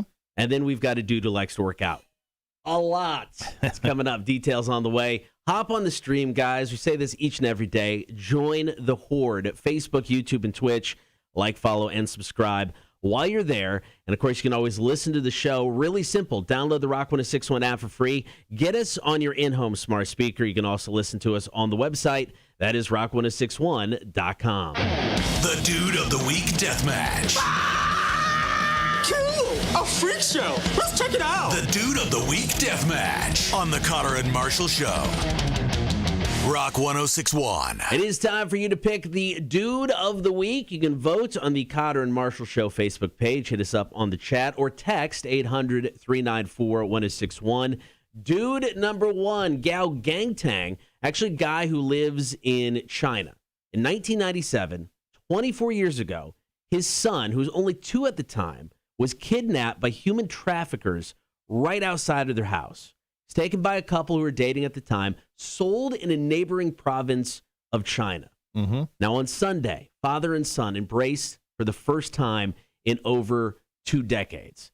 Gangtang has spent the last 24 years looking for his kid, riding around on a motorcycle, going into different towns. He's got banners with his kid's pictures on them.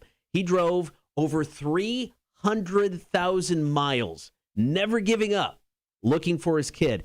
Even inspired a movie in China. His whole story became a movie called Love and Lost that came out in 2015. I mean, this is very just heart-wrenching of a story. Yeah, this is a crazy story with the father and mother. Just obviously, they put out pictures of them embracing their son for the first time. It was like 24 years they were separated. Yeah. So just a wild tale there. But I'm so happy that this happened. And this is one of our Dude of the Week stories. And the other one almost doesn't matter because the voting is so one-sided on this. But let's go ahead and break down the other one just to give people an opportunity to vote on who will win this week, although we already know. All right, back in 1994, then 38 Mark Moeller decided to start working out. He said, I looked down and I swore to myself that my gut would never stick out farther than my chest, and I've never forgotten that. He then vowed to never miss a workout, and he hasn't for 27 straight years. Is this guy just admitting that he's a big-time boob guy? Maybe. Yeah. Maybe. Sick, injured, it didn't matter. Last week, Mark passed 10,000 straight days of working out. See, it's too much of a tryhard.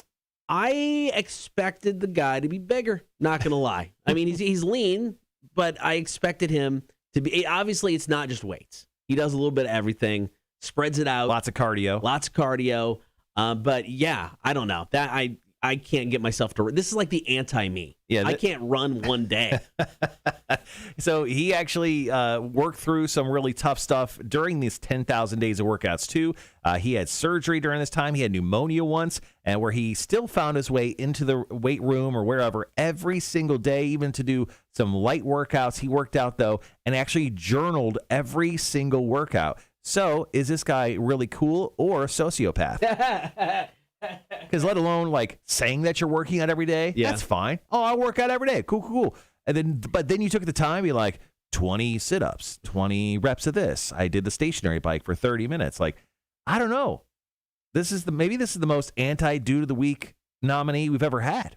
Now, normally you like to go with the underdog. Oh, I'm a big underdog guy. Yeah, I mean, you like to, make a case for the person that isn't in the lead when it comes to votes. Well, Mark, nowhere near in the lead, and it sounds like you're not ready to make a case for this underdog. It's you know what, this is a difficult thing, and I don't think I even have an argument here. But you know what, we're gonna leave it up to you guys. So you can actually text in right now with your vote. You could say the workout guy or the father-son duo. Just go ahead and text us that. You can chime in on the comments on the live stream, or you can call us up too at 1-800-394-1061 and vote for one of these two stories. We'll announce the Dude of the Week Deathmatch winner next. Kotter and Marshall, Rock 106.1.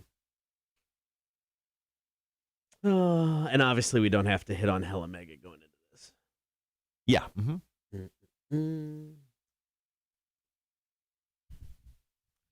Sandy votes for family reunion. Yeah, this may be the first shutout ever in the history of the Dude of the Week Deathmatch. Rhett and Sean also vote for Dad. Yeah. Oh, Charles says, I'm going with a 10K workout. Oh, there he you goes, go. That's dedication. There you go. Gavin, to answer your question, if you're still around, yes, the Savannah Mega Comic-Con is this weekend, Saturday and Sunday. It is happening over at the Savannah Convention Center. I'll be there broadcasting live from 11 until 1 this Saturday. Boom. Charles, I also agree. When it comes to Welcome to Rockville, I wish they would make the festival a mid-November time frame, 100% permanent. I really hope so. Cross your fingers. I don't know if it will, but honestly, I would love it. I would absolutely love that. Oh, it'd be so much better. So much nicer with the weather. If it goes well, which obviously it will, I think there's a possibility. I mean, I guess it depends on what else they've got going on with these other festivals and outings. Yeah, I mean, usually when it comes to bands, though, they love to tour the summer. They love to do spring to summer. They'll sprinkle in some shows early and late in the year, and that's it. Yep. Excuse me.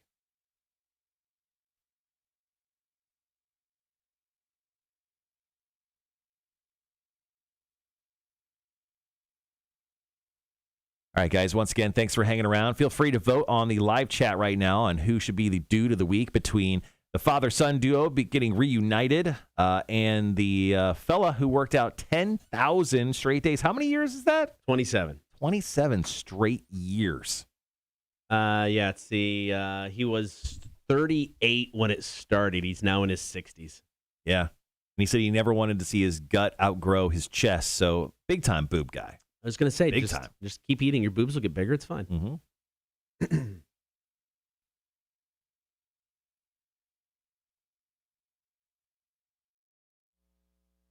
Rock 106.1, who's this? It's your buddy Vic again. What's up, Vic?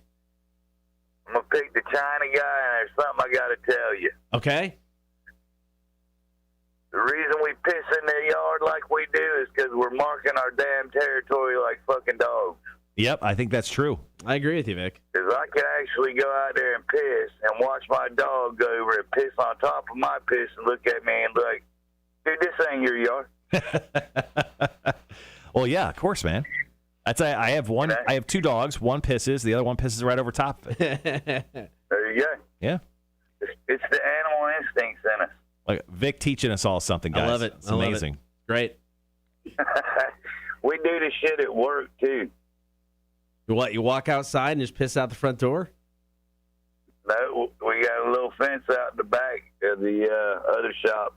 Okay. There by y'all. Yeah. And it's like a little square spot where we just go out there and piss in case somebody's in the bathroom. So who technically owns who owns that building then? That's Brad. Last person who pissed? That's the boss man. He owns that building, but we own that little square out there. That's our area. It's ours. Nice. All right, Vic. Well, thanks for calling in, man. Thanks for voting, man. We appreciate that. Yeah, man. Y'all have a good one. You too, Vic. See you, man. Piss on top of my piss. You know what? Instead of doing like a best of Vic, take the crazy Vic-isms. Yeah. And just lay them out over some beats and make a rap song. All right. Let's see what we can do. Yeah. Let's just give all these calls to some scad kid. Tell him to put it to a beat. Auto-tune Vic for us. Yeah, hashtag life lessons with Vic. Y'all just learned some. There you go. All right. Okay, up next, we're going to find out our winner of the Dude of the Week death match, and then I get quizzed in the face. That's right, I get quizzed in the face. We are going to do some Olympic stuff. I was just thinking of a reworked graphic for Quizzed in the Face, and it's hilarious. We got New Evanescence, Better Without You, coming up after the commercials. Today's the day we have our consultant call, yeah? It is. Okay, that's at 12 noon? Yes. Perfect. Yeah, I got to run out. I got to drop some stuff off at the Oak 36, for trivia tonight. Cool. Some other things. We'll be good to go. Yeah, I got to put together a few things. I'll be busy once the show's over today. I got to follow up on some things and take care of some things. Keep myself busy up until then. And then I'll slack off for the rest of the day. Yeah, I got nothing tonight. Very excited about that.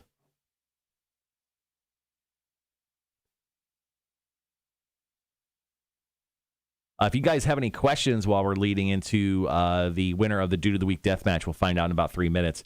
Feel free to hashtag Ask the 8 Ball with your questions on this beautiful Tuesday we're having. I think the rain's getting pushed out, man. It doesn't seem. Is it? It doesn't seem rainy at all right now. I'm okay with that. It doesn't have that vibe. Yeah, they pushed all rain out till 2:00 today. We weren't going to go out to the beach till about 4. We're going to spend the evening there.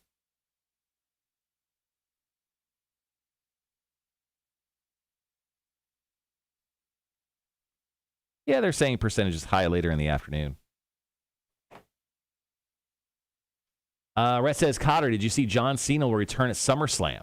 Yes, he actually made his return at Money in the Bank. Came out at the very end, interrupted Roman Reigns, and then I guess he got on the mic that didn't make air. He got on the mic while there and said, "This isn't the only day. This is the first day that he's back." Oh, I think they're setting him up to lose to Roman Reigns at SummerSlam, which makes sense. He showed up on Monday Night Raw last night. I didn't watch Raw at all. I didn't watch it either. I just saw it on Twitter.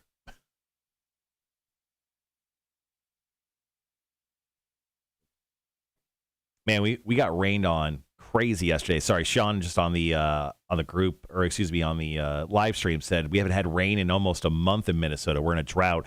We got rained on like crazy yesterday. We got sideways rain at my house on the south side of Savannah yesterday. Crazy rain. Yeah, we got all the rain. Like, we gotten so much rain, like my pool is like an inch from the top. Like it's usually never that high. It's ridiculous.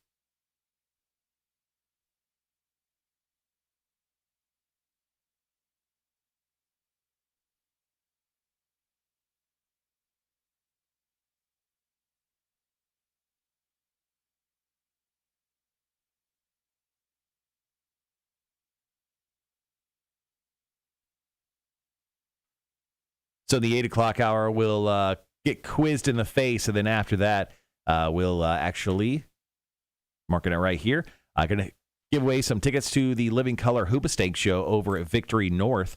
That is happening next Monday. We'll also hook you guys up with tickets to our great sponsor, the Savannah Bar Crawl. They're actually doing a big bar crawl, their next one, for the beginning of football season. So that is going to be happening on Saturday, September 4th. Lots of stuff going on there. And you get to get all of it. All you have to do is play one of us in Are You Smarter Than a Community College Dropout Trivia. And my questions are stupid easy today. I feel like Kotter has gone 2 straight games where he's gotten perfect scores, 7 out of 7. I think there's an opportunity where you and the guest have a chance at getting 7 out of 7. You just jinxed me right there. All right, guys, be right back.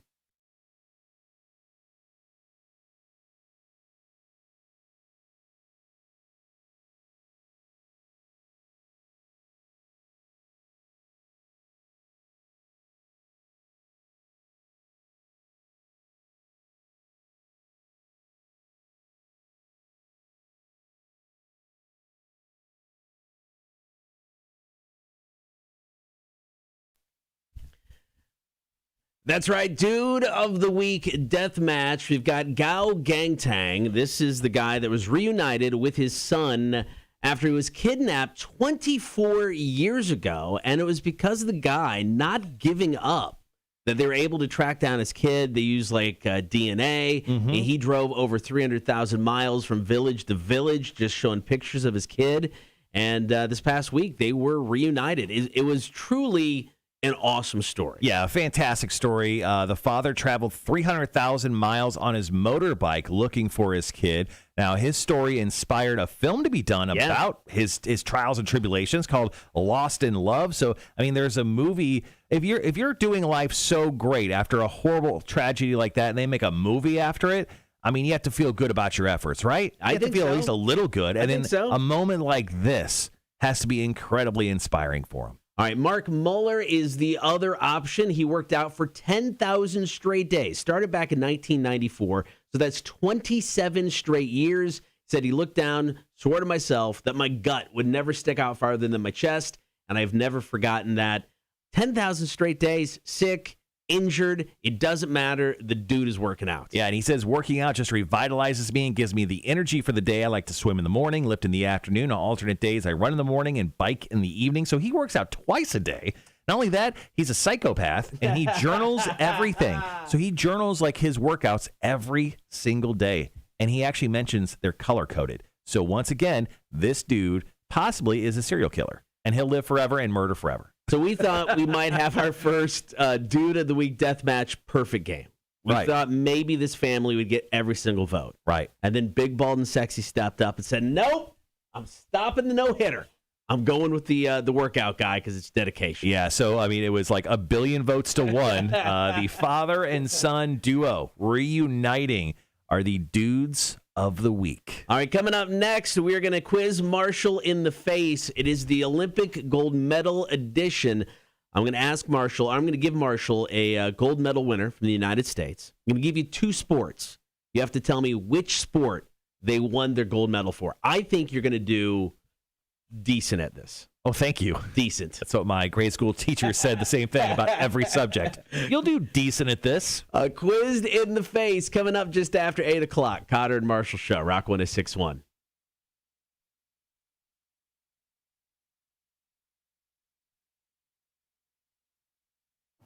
I'm going to run off and use the restroom. Yeah, sure. And I'll be right back. All right, so quizzed in the face coming up after 8 o'clock. In the 8 o'clock hour, we'll also get to Are You Smarter Than a Community College Dropout Trivia.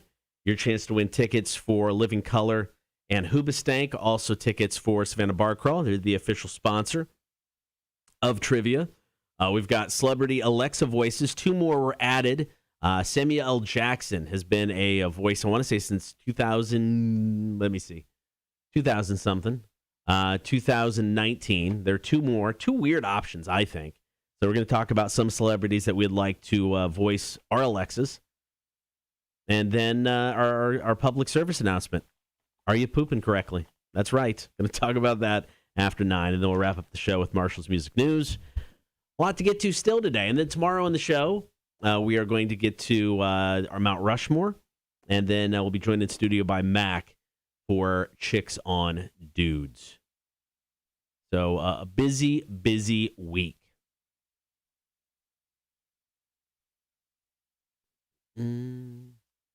All right. So I don't know. Still an outside chance. Maybe we'll make it to the beach today. Basically, I just really was going to use it as an excuse. It's been a minute since I've been to Huckapoos. I just really wanted some Huckapoos. No, I agree. I mean, that's why I picked the guy as one of the options for dude of the week. I mean, 10,000 straight days is just bonkers ridiculous. I mean, that takes so much dedication. So, yeah, that's why I threw him in there. Honestly, I thought he'd do better than he did. I thought we'd have more votes. All good. Hella Mega Comic-Con. Savannah Mega Comic-Con is coming up this weekend over at the Savannah Convention Center, Hutchinson Island. Marshall's going to be there on Saturday, 11 till 1. Coastal Empire Wrestling got a show there this weekend, so if you haven't seen them yet, you kind of get a twofer. And speaking of wrestling, I believe Scott Steiner, Big Papa Pump, is going to be there. Big Sexy Kevin Nash. You've got Arn Anderson, one of my favorite wrestlers ever. And then the one, the only Sergeant Slaughter. I am bummed I will not make the event. Think my family would notice if it wasn't on family vacation? Probably. Maybe. I'm driving. They notice. Never mind.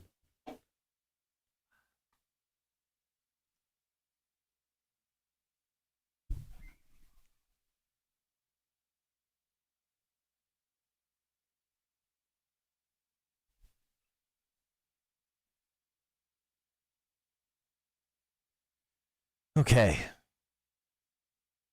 I ran to use the restroom and jump into my office, and I was on Facebook real quick, and this stupid Facebook account posted something about the latest male fashion trend. Kotter, I wanted to get your take on it real quick. Oh, so fashionable.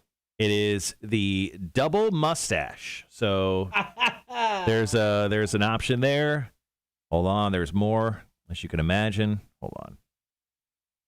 What about that fellow right there? Ooh. Double mustache. Ooh, no, the first one was, oh dear Lord. Double mustache. This is the latest male fashion trend. Side profile, the double mustache.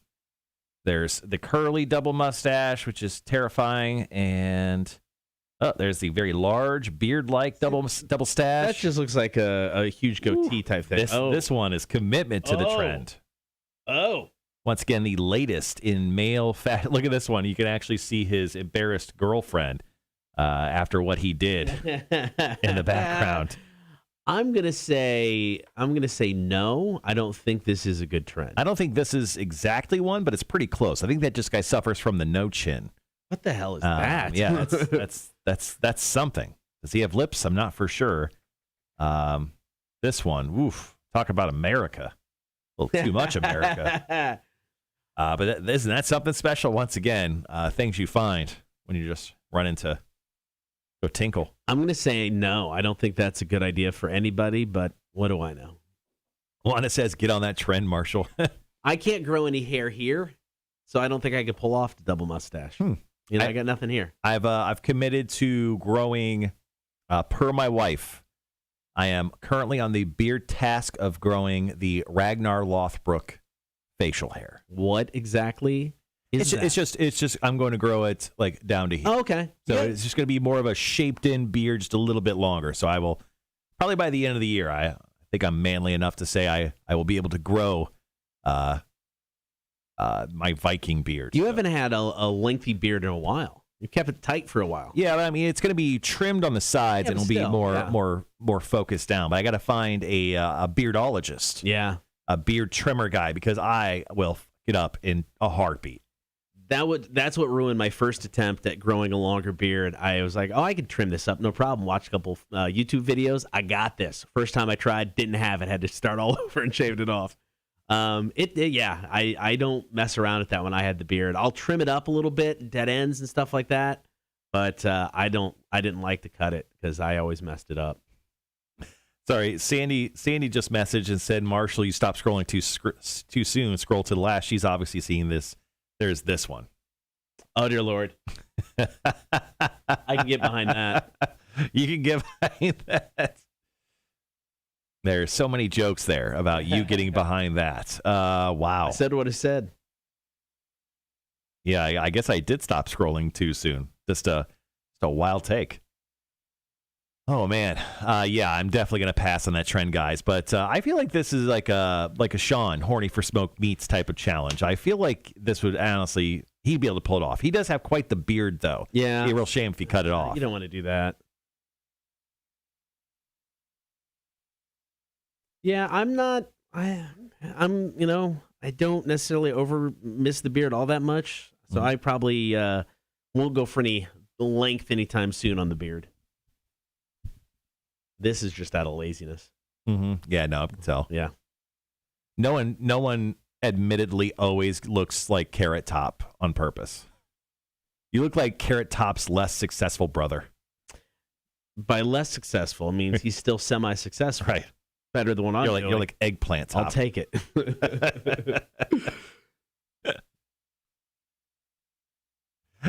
Sean, why did those pictures anger me so much? I don't know, man. It's early in the morning, I guess. Really struck a nerve, that double mustache. Yeah, I don't know. That's not should not be a thing. I'm just glad there wasn't a picture of the triple mustache, because I guess or quadruple mustache, 2 in the face, 1 on the chest, and then one above the girth line. Could have been a real issue right there. Definitely would have got knocked off of Facebook, Twitter, and Facebook, Twitch, and YouTube on that one. There you go. I like that one. Sean, Kotter's kale top. Oh, because you wear green too much. Green. All right, guys. Like Kotter said a little while ago, I'm going to get quizzed in the face here in just a little bit. So Kotter and I, we're going to meet with our consultant. Rhett goes too far, Marshall, too far. We're meeting with our consultants at noon today. We're going to talk about making our show better, which is good. We sent in character profiles on ourselves for the show. There was a few moments within my character profile I felt like I was in character because I was writing as my character. I get that. Which is me. And in general, like on the air, you get us 99.9% of the time. That 0.1, we could exaggerate certain things, maybe certain stories or certain aspects of our life. But most of the time you do get the real us. And I just felt like I sometimes was going hard on those questions. So I'm interested to see if he actually reads it and for him to comment on some of the crazy things that I wrote in my character profile. No, I think this guy will read it. I mean, he'll read it. I have no doubt about that. Then I'm in trouble. I mean, and I don't know. I think it probably shows a lot about us. I mean, I answered mine pretty straightforward, nothing real crazy in there, and so yeah, I think it's all good.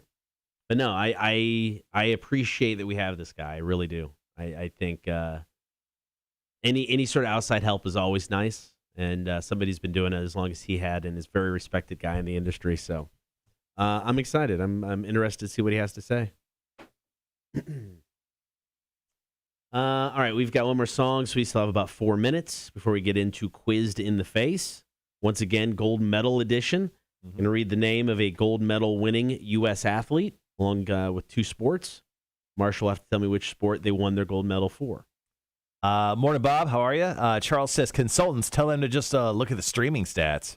Actually, so last time we met with him, we asked him to actually watch one of our shows, not live. We told him just to go back to our YouTube because all of our shows are stored on YouTube. So if you want to go back and watch, I don't know, a show from 3 months ago, you totally can. But yeah, we asked him to watch that. I don't know if we'll have an opportunity to talk about that today, but we were curious to get his 2 cents on what we do on the air and on the stream and what his thoughts were. Yeah, I mean, I think as the show evolves and develops, I think we'll be able to take more from the stream into on-air content. So that's why I wanted to see, that's why I was hoping he'd watch one of the shows, because I think there's, stuff here that we could probably take to on-air. Yeah. Brett says, I just keep going back to Office Space's meeting with the Bobs. What exactly do you do here? I ask myself that daily. See you later, Mamacita. Thank you for hanging out. Appreciate it. Bob, if you're still on the stream, and Sarah's story was fantastic. Bob's wife, Sarah, shared a story from our call-in segment today. Shared that earlier on the air. Really great stuff. Yeah.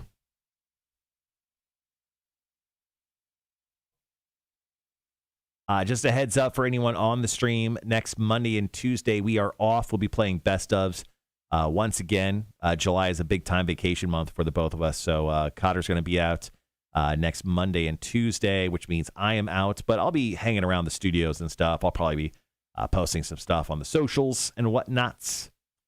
So just a heads up, we'll be back after this full week. We'll be in all this week, and we'll be back next Wednesday through Friday, which is kind of nice because we only have to work for 3 days. Oh, it's very nice. Next week. I got no complaints because I'll be on vacation. Mm-hmm.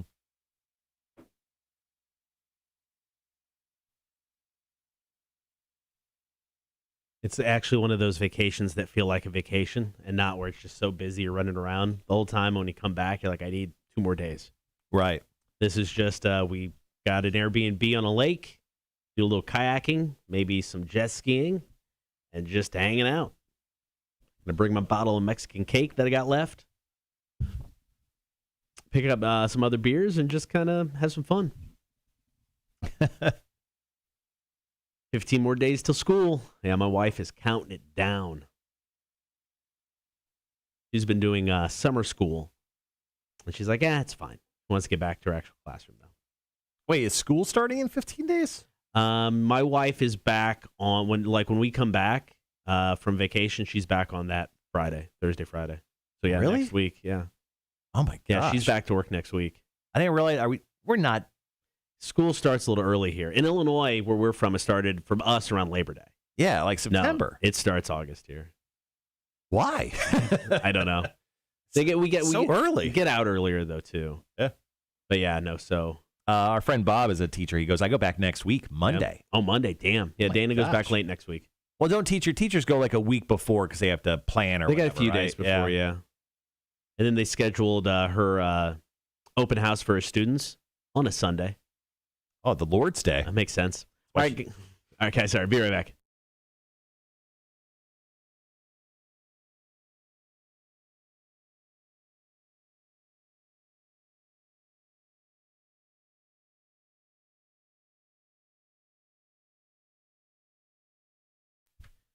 Olympics kick off this Friday, so we're going to quiz Marshall all over his face with some Olympic gold medal trivia. That's coming up in a bit. Don't forget to hop on that stream, Facebook, YouTube, and Twitch.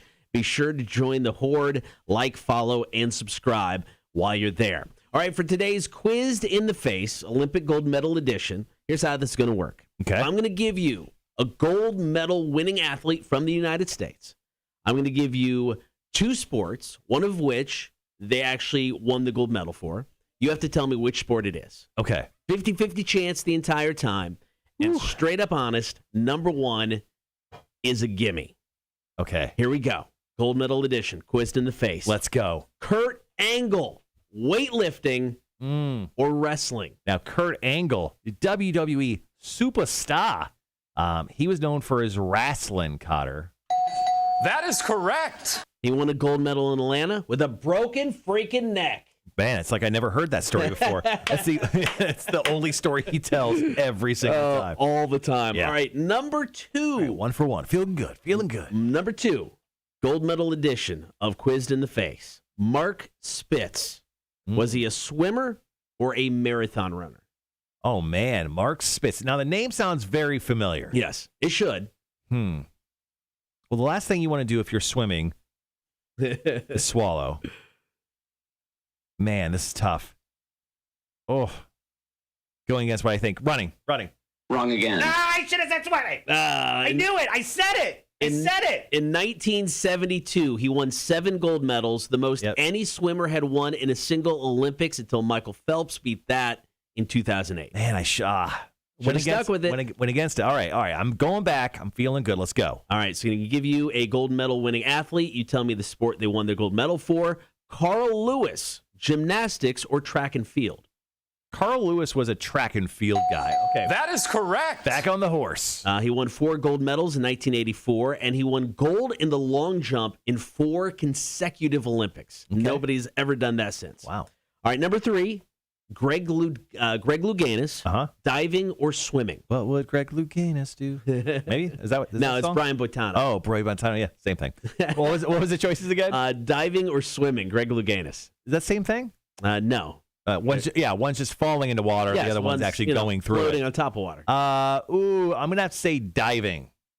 Yeah. That is correct. I felt good about that. That's right. He competed in 76, 84, and 88. 88 were the Olympics where he famously hit his head while diving on the board and still came back and won. Really? Yeah. He did like twist in the air, came down, smacked his head on the board. Did he have a concussion, or is he like the NFL and say they don't exist? I'm pretty sure they said they didn't exist. Oh, okay. Cool. All right, number 5, and then we'll take a quick break and come back for the gold medal edition of Quizzed in the Face. 3 for 4, right? 3 for 4. Okay. Edwin Moses. Oh. Archery or track and field? Ooh. Edwin Moses. Edwin Moses. I've never heard of this guy. We've already done a track and field, so I'm going to go archery. Wrong again. No, come on. Track and field. He won 122 straight races from 77 to 87, dominating the 400-meter hurdles. Oh, man. So why not archery? I don't know. Archery's so much cooler. 3 out of 5. So we can take a quick break, come back, Do you second think half. you get more action as an archery guy or as a track and field guy? I'm going to say track and field because of the cardio. Well, that, but Yep. I'm just they're it's the star sport. I mean, it's the one everybody kind of focuses on. Right. And I mean, archery, you're just like, cool. Yeah, you just get the nerdy Olympic girls. Yeah. You're like, oh, you're like Hawkeye. Yeah.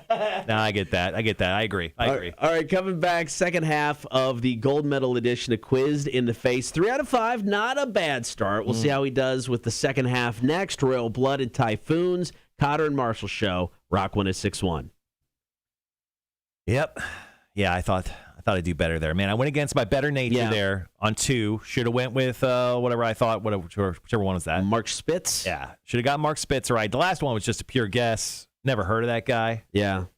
Edward Moses. Edward Moses. I remember because he ran in 84, and 84 was the first time I remember watching the Olympics. Well, yeah. Well, you're a big Olympics guy. And I don't watch the Olympics. I think you've at least heard of the next 5. I doubt it. We'll see. I mean, all 5? Probably not. I would maybe 3. I'm not saying you know the sport they did, but I bet you've at least heard the name. I'm guessing Holly. I'm guessing you have a gymnast in there of some sort. You have to confirm it. I'm just looking. My guess is you probably have a gymnast in there. I'm just looking. Also, I want to say thank you to the guys at Filter for not drinking their Rockstar sugar-free energy drinks. I have been drinking them over the last week. Those are leftovers from our big 20th anniversary show.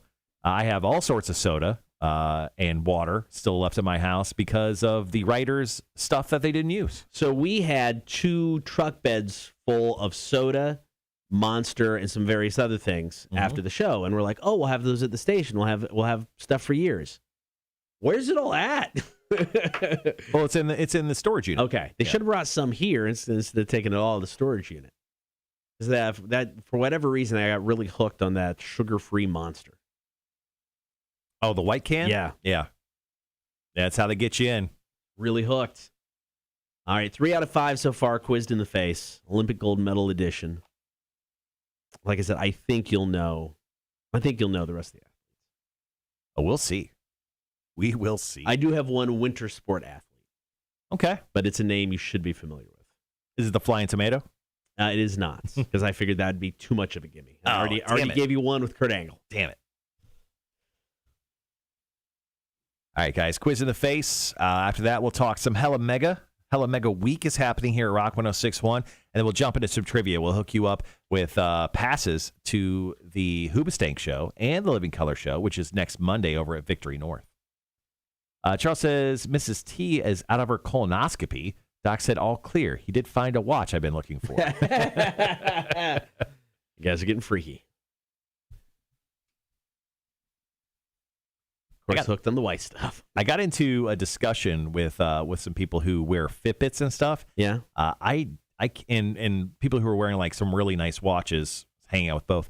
I can't wear anything on my wrist. Like the only thing that's acceptable to me is like wearing like a cloth, like a little bracelet thing, like I'm Johnny Depp over here.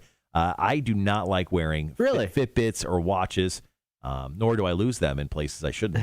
But I'm just saying, like I'm not a watch guy. Yeah, that doesn't bother me. No Don't one, mind that. you know, if I ever come to the day where I retire from Dick Broadcasting, I hope they don't give me a watch because I'm just going to give it back to them or sell it. They probably won't. You'll be fine. All right, 30 seconds. Second half of Quizzed in the Face.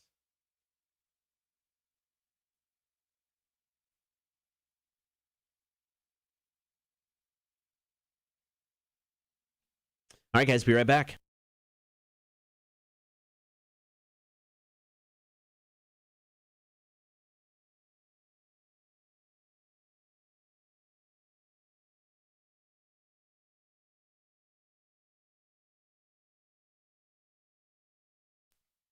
We are quizzing Marshall in the face this morning. It is the gold medal edition, giving Marshall the gold medal winning athlete from the United States. Also giving you two sports, one of which they actually won the gold medal for. You have to figure out which sport that is. You do that, you get it right.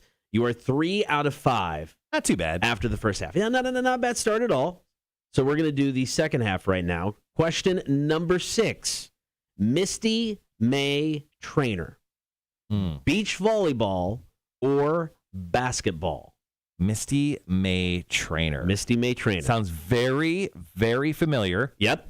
It's a 3-name person, so you know they're an alpha. Most people, 3-name people are. I'm going to go. What are things again? Basketball or what? You have beach volleyball or basketball? Volleyball seems like the right. I'm going to go volleyball. Okay, that is correct. Good. She, along with Carrie Walsh, won the gold in 3 straight Olympics for beach volleyball. Very good. All right, number 7, Mary Lou Retton, synchronized swimming or gymnastics? Oh, Mary Lou Retton, I know. Red hair girl, short red hair. Is that I don't her? know if it's red hair or Mary not. Lou Retton? Don't know. Gymnastics. That is correct. She scored a perfect 10 on the vault back in the 1984 Olympics. All right, number 8. Okay. The only winter Olympic athlete I have on the quiz, Apollo Anton Ono. Wow. What a name. Short track speed skating or snowboarding? Let's see. Oh, my gosh. Apollo Anton Ono. Just say it again. I just love that name. Apollo Anton Ono. Is that a 3-name guy? It is a 3-name guy. Man, alpha. Pure alpha. Of course they won the gold medal. I've never heard of this person. Really? I mean, he kind of broke out after the Olympics and did like some game show hosting on television. Game show didn't last long, but he was on, I don't remember the show, but he did some stuff after the Olympics. Let's just go speed skating. Whoa, that is correct. Yes. Nice.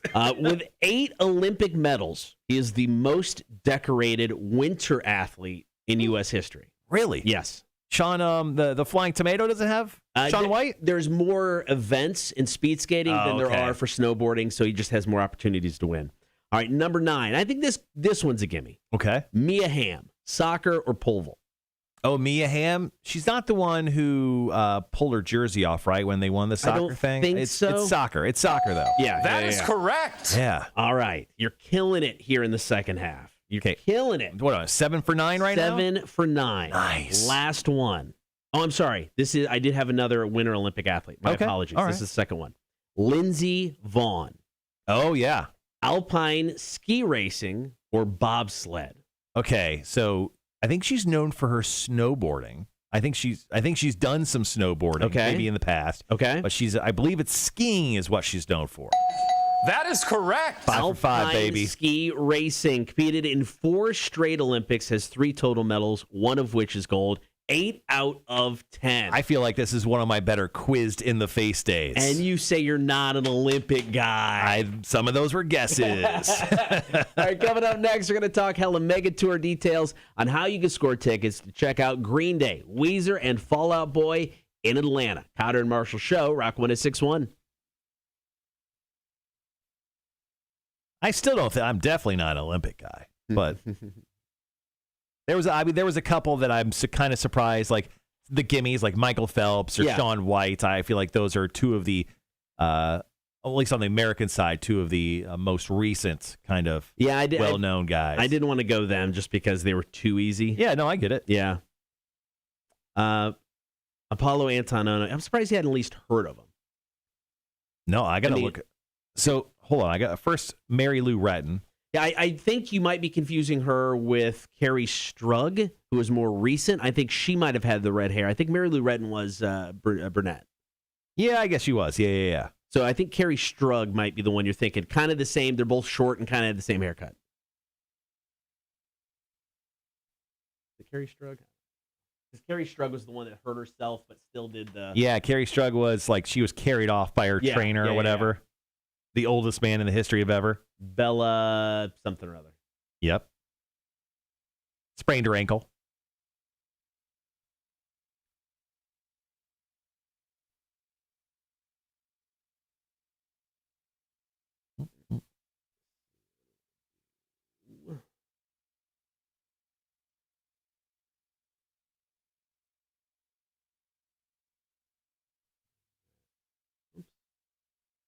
So there was a question posed on this website, and I want your take on it, Kotter. Okay. Just going to let it load up real quick. So there was a question on loudwire.com. They're taking a poll on what the best Motley Crue song ever is.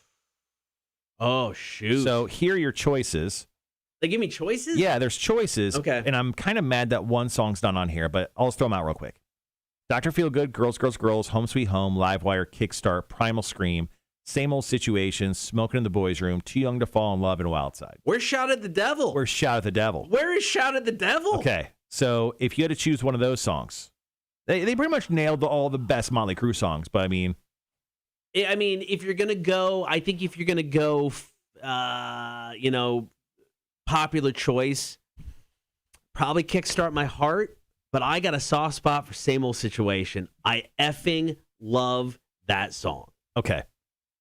So currently with the voting, Kickstart My Heart is in number one, 23% of the vote, with almost 2,000 votes according to this poll. Then it's Livewire, Home Sweet Home, Wild Side, Too Young to Fall in Love, Dr. Feelgood, Girls, Girls, Girls, Primal Scream. Second to last is Same Old Situation. I get it. It's not one of their most popular. And then Smoking in the Boys' Room is last. Really? I'm surprised. I mean, it's not. It's a cover song, so maybe that's why it's last. But, I mean, I get Same Old Situation. I just don't know what it is. I just love that song. It's always been one of my favorites. So I won Dr. Feelgood, the cassette, off of the radio. Back when I was in junior high. Congratulations. Won it from KZ93, Gary Olson. Peak Kotter right there. Right. You really peaked when you were young, man. That's wild. Won a radio contest. KZ93 when I was young, so I got a signed photo of Gary and Donna, who are the morning show on KZ93. Wow. What a treat. And then a cassette. Do you still have that signed photo? I do not. Oh. I do not. Wow. So didn't like them very much, did you? No, I did. I know. So it's like Gary Olson was one of the reasons I got in the radio. I just really loved his show. And I got a chance to work with him many years later. So, But yeah, so Dr. Feelgood, cassette, because I'm old. Sean says, this may sound strange, but I didn't realize how much I liked Motley Crue until I watched The Dirt on Netflix. So I had kind of the same realization, but it happened years before, and this is my sick flex of the day. I read the book. So I ain't shut up. I read a book, and I'll be reading a book this fall when the Foo Fighters put out their, is it the Foo Fighters book I'm reading? I'm doing the book report on? Yes. So the Foo Fighters, Dave Grohl's putting out a book I have to actually do a book report on. I have a month to read it, which is going to be very difficult for me to do. Yeah. But I'm going to do it, and then I'm going to write a one-page book report on the book. I'm excited about this. Can it be a book report / review? Yeah, I think so. Yeah, okay, That's cool. fine. That's fine. Rhett, hit and play and record at the same time. That's right, man. Got to record those songs off the radio.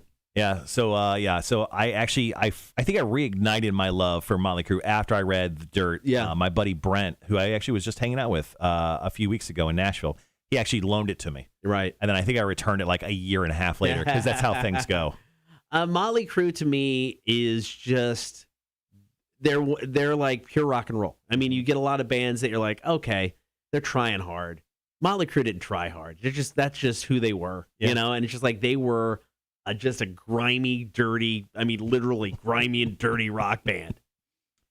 Sean says, and he's just, man, what a try hard Rock 106.1 moment. Sean says, I think I peaked when I won the first Race the Rockers event. That was Cotter's second year? It was the first Race the Rockers event. I was not part of that. Oh, okay. So before I got here, they did. So if this is the one, Sean, I'm not sure. Before I got here, they did like a remote control car Race the Rockers at Sunset Novelties outside. So I was not here for that event. One of the jocks, I don't remember his name. God dang it. He was here for a bit when I got here. He wasn't on the air then, though. We kind of got in trouble because granted, we were at Sunset Novelties, but there were other sponsors involved. But he grabbed the biggest dildo he can find and was running around outside waving it at people. Hilarious. Hey, what a case of guys being dudes right there. Okay, yeah, there you go. Sunset Novelties. We won. Was it New Year's Eve, Super Bowl? We played dildo baseball at a bar back in Peoria. Wait. So going back. So you're at Sunset Novelties doing an RC car race. Yeah. And a guy grabbed a dildo and waved it around. He was running around outside because the race was set up in the parking lot. So he got it outside, right. Was waving around, and just it pissed somebody off. I wasn't there. It was just a story. It was not I don't think it was Boomer. I think it was somebody else. Boomer was the PD before me. How could you be mad if you're at a sex toy shop and you got a dildo? I know. I don't know. Like I said, wasn't there. That was just a story. I'm offended that he didn't have two. How about that? Just saying. Throwing that out there. All right. Got about a minute and a half. Going to talk Hella Mega Tour, Hella Mega Week. Then we'll get into some Are You Smarter Than a Community College Dropout?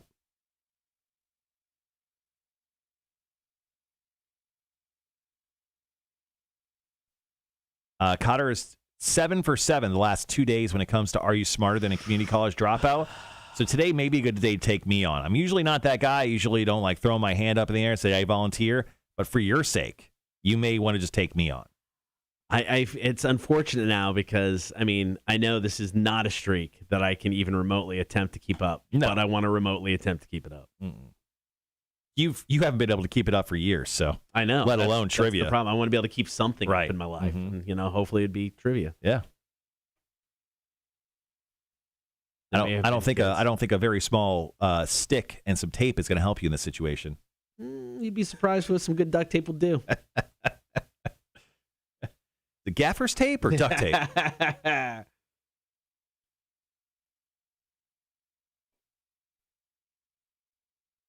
Ooh. And Rockstar just kicks differently than Monster.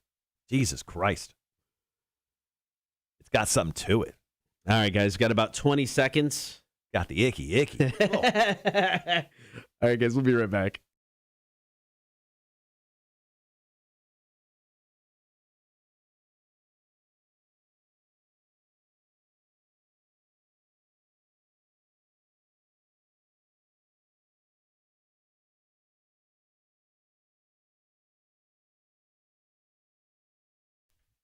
It is Hella Mega Week on Rock 106.1. That means you can score tickets for the Hella Mega Tour. Green Day, Weezer, and Fall Out Boy. They're going to be in Atlanta July 27th, and it is stupid easy for you to win tickets. Yeah, so all you need to do is listen up for one of those bands to play a song here on Rock 106.1. Once you hear Weezer, Fall Out Boy, or Green Day during the day at any point, 24 hours a day, just text in the keyword HELLA, HELLA, and then you'll be in the running to win a pair of tickets. Now, yesterday is already completed. Yep. It's in the books. I choose the winner as soon as we get off the air, but you have all day today to listen up for those songs, and once you hear them, you'll have your chance at winning if you text in at the correct moment. And if you've never seen Green Day live, one of the best, most fun bands you're going to see. Weezer, I've only seen them once. They're awesome.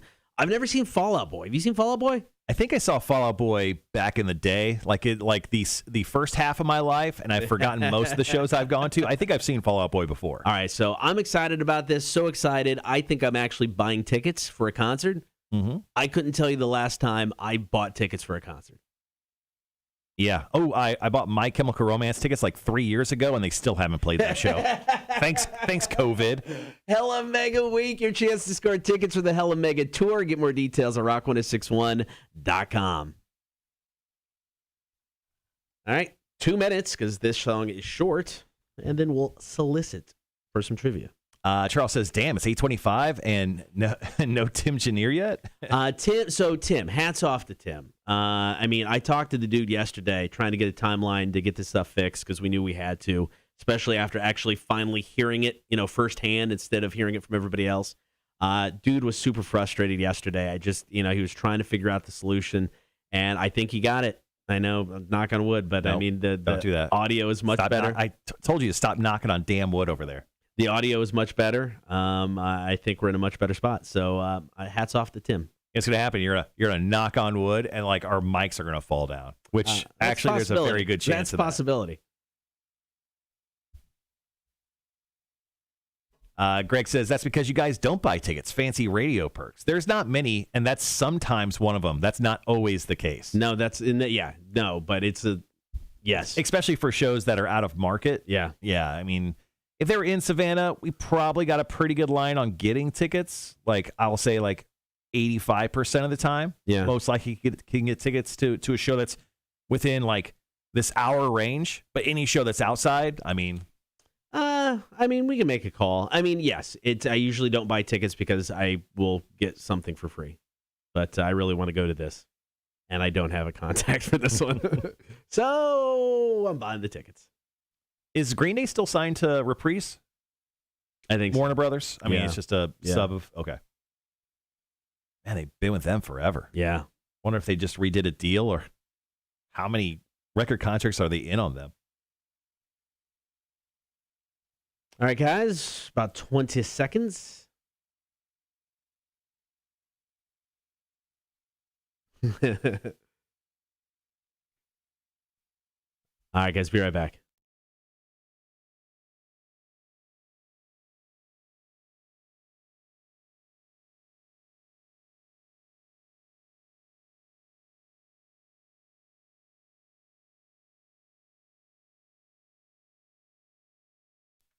Are you smarter than a community college dropout? It is time to find out. Brought to you by the Savannah Bar Crawl. Playing some trivia.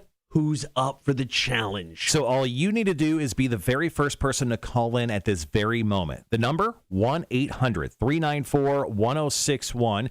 The person that calls in first is guaranteed to win tickets to go check out Living Colour and Hoobstank. They're playing a show next Monday at Victory North Savannah. So that's some big-time cash savings there. Also, we'll give you 2 passes into the Savannah Bar Crawl Tailgate Bar Crawl, kicking off college football weekend, Saturday, September 4th. You get both of those prizes. All you have to do is call us up. 800-394-1061. Are you smarter than a community college dropout? Brought to you by the Savannah Bar Crawl. We'll play next. Kotter and Marshall, Rock 1061.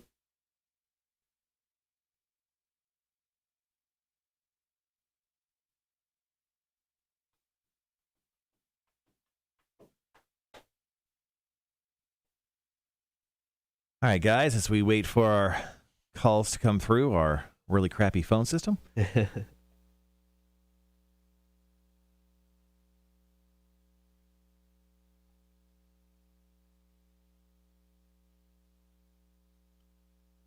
Waiting to jump into Are You Smarter Than a Community College Dropout trivia for some prizes.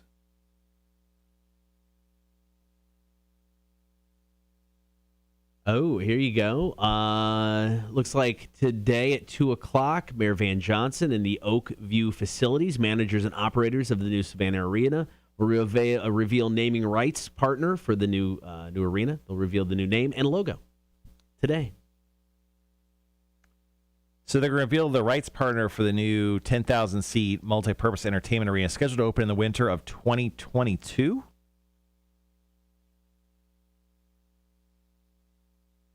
Everything I've been told was the end of this year. Yeah. So that's interesting. It's Savannah. They're taking their time. Maybe they're just giving themselves another year. Well, I hope it opens up earlier than winter because the ECHL is supposed to start October. I guess, is October technically winter? No, winter technically is December. First December day 21st. of fall. First day of fall is in September? Yeah. Okay, we're going to pray that it's just after the first day of fall. Would be nice. All right, guys, if you want in on Are You Smarter Than a Community College Dropout trivia, feel free to call us up, 1-800-394-1061. 7 questions, 60 seconds.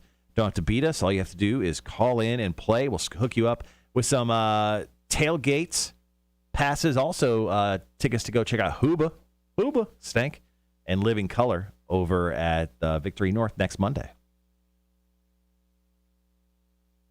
Oh, our third favorite sales guy's here.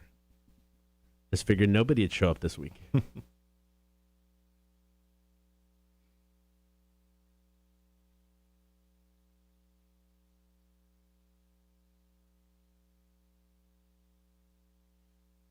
We can come out of the stop set and try again. Yep, we'll do it.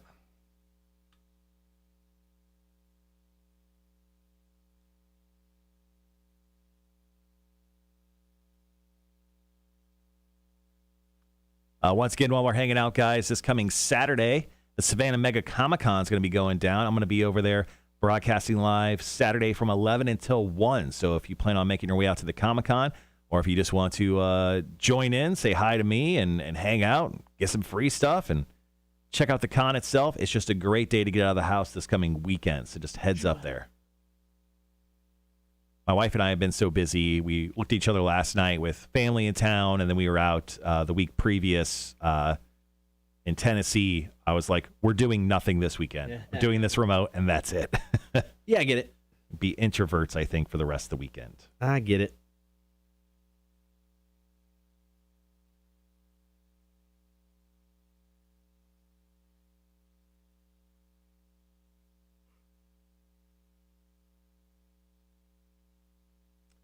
All right, so we're going to come out of the commercials here. Got about a minute and a half. Try once again to get somebody to play some trivia with us. Later today, too, we are going to have a bunch of new videos hit. I've been kind of backlogged on a few things, so I got a lot of stuff planned to hit the YouTube channel today. So if you're not following us on YouTube, please subscribe, turn on those notifications. We're going to have a bunch of new stuff hitting the Kotter and Marshall Show channel later on this afternoon. Cool.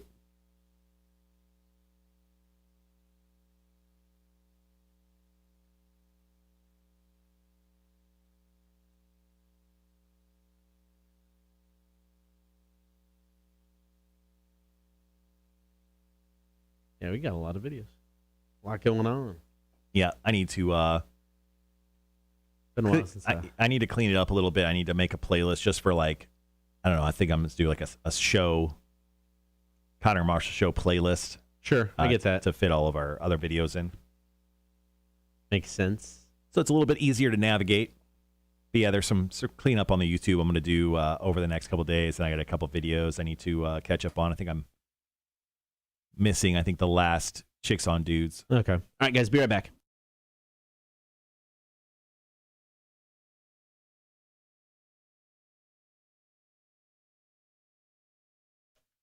Are you smarter than a community college dropout? We want to find out. We need somebody to take us on right now. So give us a call, 1-800-394-1061. 7 questions, 60 seconds. You could be winning some cool stuff from us.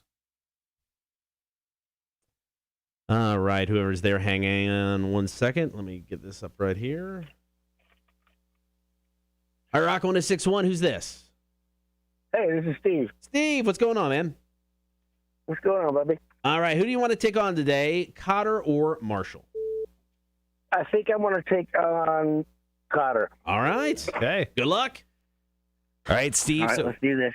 Here's the deal, Steve. 7 questions, 60 seconds. All you need to do is, hopefully beat Kotter. This man has been on absolute NBA jam fire as of recently, so good luck to you. If you don't know the answer to one of these questions, feel free to say pass. We'll come back to it if we have enough time. Other than that, are you ready?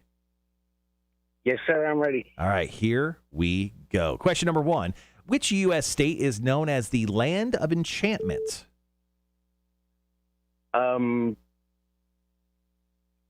Pass. Question number 2. According to a famous SNL catchphrase, what's the only prescription for Christopher Walken's fever? Can you repeat the question? According to a famous SNL catchphrase, what's the only prescription for Christopher Walken's fever? I can't remember. All right, question number 3. In which U.S. state was Taylor Swift born, Pennsylvania or Vermont? Pennsylvania. That is correct. That is correct. Question number 4. What 2 planets in the solar system are typically synonymous with a man and a woman? Venus and I want to say Mars. That is correct. Question number 5. Who worked as a salesman at Gary's Shoes and Accessories? Oh, was it the lead singer for Whitesnake? That is incorrect. Question number 6. Which city is the home to the Blue Jays baseball team? Toronto. Correct. And question number 7. In the NL East, what position does the Atlanta Braves currently sit at today? 6. That is incorrect. All right. Let's see. Steve, you got 3 out of 7 today. Kotter? Steve got 3 out of 7 today. Okay. So, Steve, we're just going to put you on a quick hold. You can listen while Kotter takes on the challenge. Kotter, you know the rules. Let's go ahead and get set to go. All right, I'm ready. Question number 1. Which U.S. state is known as the land of enchantment? Washington. Incorrect. Question number 2. According to a famous SNL catchphrase, what's the only prescription for Christopher Walken's fever? More cowbell. That is correct. Question number 3. In which U.S. state was Taylor Swift born? Pennsylvania or Vermont? Pennsylvania. That is correct. Question number 4. What 2 planets in the solar system are typically synonymous with a man and a woman? Mars and Venus. That is correct. Question number 5. Who worked as a salesman at Gary's Shoes and Accessories? Al Bundy. Correct. Question number 6. Which city is home to the Blue Jays baseball team? Toronto. Correct. And finally, question number 7. In the NL East, what position does the Atlanta Braves currently sit at? I have no idea. 3rd. That is correct. Oh my God! All right, Kotter, you got 6 out of 7 today. Oh, I didn't get Wow. that. Didn't pitch the perfect game again, but I'll take it. All right, Steve. Well, sorry you do lose today, but you get hooked up with 2 sets of prizes, including tickets to go check out Hoobstank and Living Colour over at Victory North Savannah, and from our great sponsor, Savannah Bar Crawl, 2 passes to the Tailgate Bar Crawl, which goes down on September 4th, downtown Savannah. That is awesome. Thank you, guys. No problem, Steve. We'll give you a call over in the next few days to get you set up. I sure will. Thank you. All right, thanks, man. See you. Oh, sorry, and my computer locked up. Okay. Hold on. We're going to go over correct answers here. Okay, here we go. Let's go ahead and go over the correct answers real quick. Which U.S. state's known as the land of enchantment? That's New Mexico. Oh. Which U.S. state was Taylor Swift born? That's Pennsylvania. What 2 planets in the solar system are typically synonymous with a man and a woman? Mars and Venus. Who worked as a salesman at Gary's Shoes and Accessories? Al Bundy. Good catch there. Thank you. According to a famous SNL catchphrase, what's the only prescription for Christopher Walken's fever? More cowbell. What city is home to the Blue Jays baseball team? That's Toronto. And in the NL East, what position do the Atlanta Braves currently sit at? 3rd place out of 5. Their game did get postponed last night, so that could have changed, but good catch there. We're back at it tomorrow, 8:30. Are you smarter than a community college dropout? Brought to you by the Savannah Bar Crawl, Rock 106.1. All right, guys, got to boogie and get this edited. It'll be back.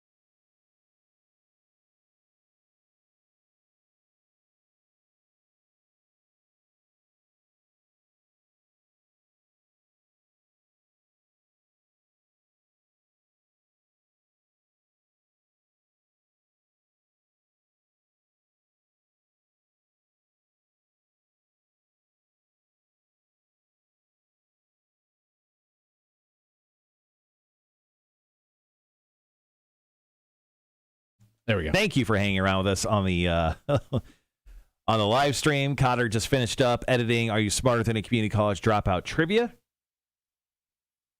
So as you guys know, if you've watched with us before, you're going to hear that live here first with us before we actually play it back on the air. So currently, about a minute from now, we play it back live on the air, and then we get ready to go into our last hour of the show.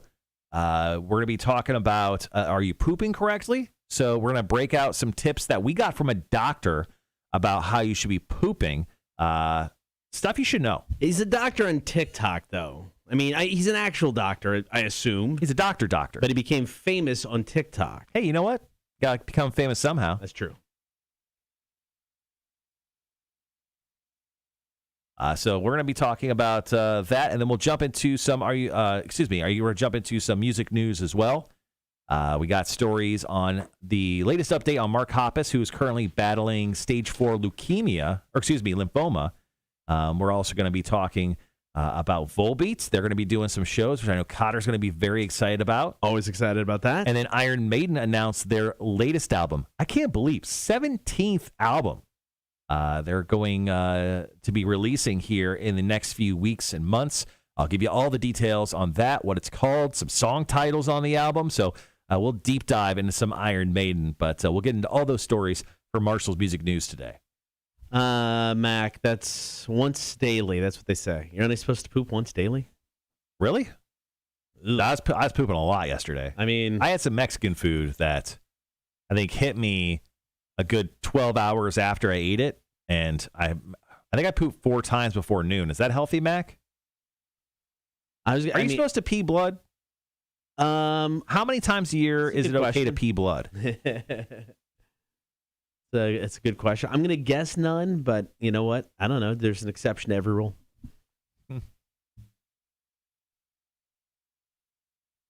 You know, there's that, I guess it's like that, the folk's tale of, you're not supposed to eat gum because it stays inside of your body.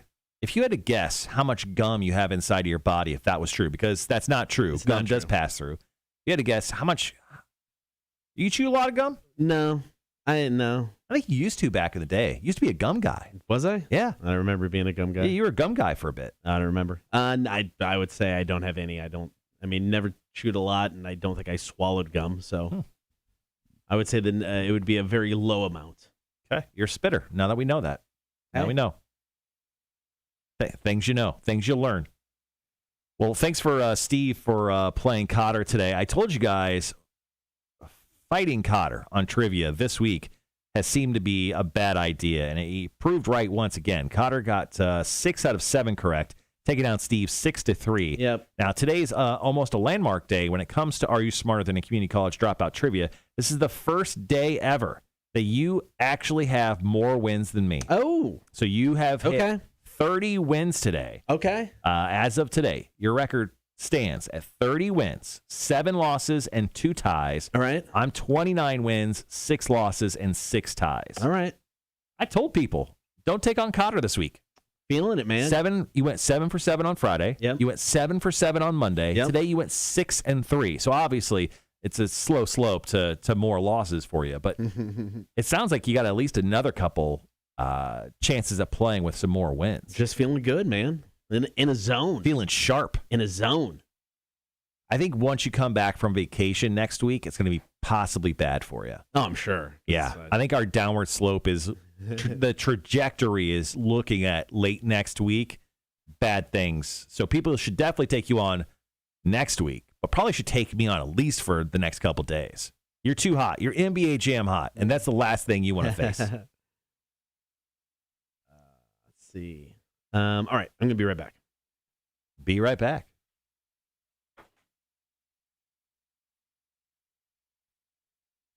So I got an email in to Rick DeJesus of Adelitas Way, who's going to be in town this coming Friday as they're playing a show at Victory North for stopping in for beer for breakfast once again. So hopefully hear from Rick later on today, get that all confirmed up.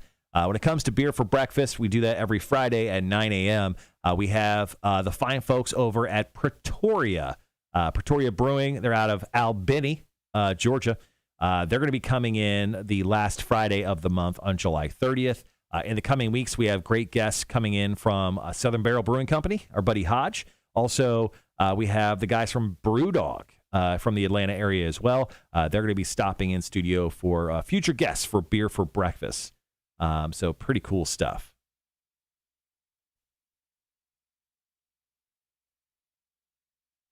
So I don't know if you guys have heard of it, and I think I briefly brought it up yesterday because the reviews on it have been amazing. Nicolas Cage's new film Pig, which was released last Friday, has been getting like outstanding reviews. Apparently, it's one of Nicolas Cage's best performances in quite some time, if not an all-time performance from Nick Cage. Sadly, it's only in theaters. And I know people are still kind of freaked out about possibly going to sit in a theater. People seem to be getting more and more back into the, going to the movies trend. I'm thinking about going to see Pig this weekend in the movie theater. So I'm kind of excited for that. Liquid says, odd that you would mention blood and urine and pooping. Currently trying to see what is going on with my own body for both of those issues. The pooping thing was just the story we're doing. The blood and the urine was a joke. If that's happening, you should probably go see a doctor. May have some heart palpitations too. No big deal. 43. Uh-oh. Well, yeah, probably should go see a doctor, bud. Some news coming out of the Marvel Cinematic Universe. If you guys are, MCU fans, they announced back in 2019 that they were going to do a Blade movie, which would be like the introduction of vampires into the Marvel Cinematic Universe, which is very cool. I mean, if you watch the Blade movies, at least the first two from the early 2000s, maybe late 90s, early 2000s, with Wesley Snipes, they were awesome. The first two were incredible. They're apparently they have the star of the film, which is Marsha Marshala Ali. Yeah, that dude, the Oscar winner. He's going to be playing Blade, and apparently they've just announced the director. So usually when those things get announced, we get a movie within like a year or so. So I hope we get a Blade movie sooner than later because I'm very excited for that. The director is Bassam Tariq. So apparently he did the Mowgli movie. I think that was the Netflix movie. So hopefully that movie comes out sooner than later because I'm a big time Blade fan because of those original films. Ooh, well, Liquid, good luck. Good luck with all that, man. Going through some issues. Doctors are our friends most of the time.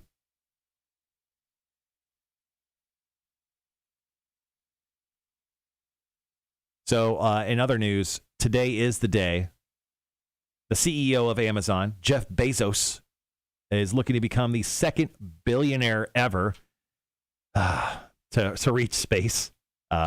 Richard Branson from Virgin, he actually went up like 2 weeks ago just because he wanted to cuck Jeff Bezos.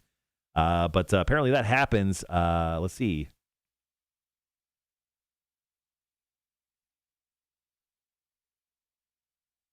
That is going to be happening in 4 minutes. Wow. So Jeff Bezos is putting his money and his ass quite literally on the line with the Blue Origin Aerospace Company's first crewed mission in space at 6 a.m. Pacific time. They're 3 hours behind us, right? Yeah, 3 hours behind us. So we're almost 9. So that's 6. Yeah, in 4 minutes, Jeff Bezos and his brother, Mark Bezos, are both going up to space. Good luck, fellas. We're 3 minutes away from Jeff Bezos going to space, man. Oh. They take off at 6 a.m. This morning, West Coast time. Okay. So Kotter back in studio. I was just talking about Blade. They've got a director for Blade now, so hopefully that movie comes sooner than later. I love the Blade movies with Wesley Snipes. Okay. Love that he's going to be in the MCU. Think that's super cool. So I'm guessing this is reboot and not connected to the original movies, or is there? Correct. Yeah. It's going to be entirely its own thing. And let's see. It looks like, TMZ has a live stream of it if you want to see it, but I believe there's they take off apparently in like 7 minutes, 8 minutes. That's kind of what it said right there. Okay.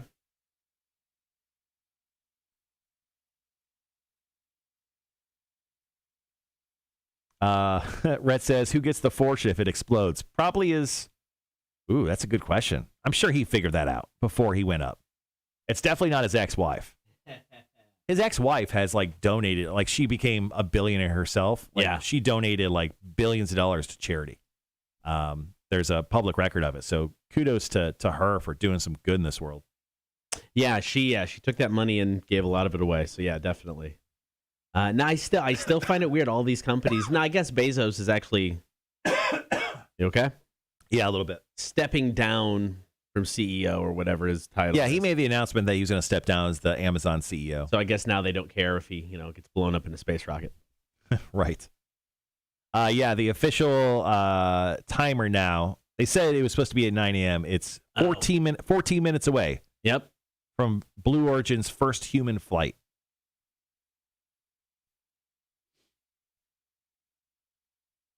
I don't know. I was just reading from the TMZ story. Who would have thought it wouldn't have been right? Currently the live feed has it at 13 and a half minutes before they take off officially. Cool. All right, we got about 6 minutes. We'll hop on here. Celebrity Alexa voices.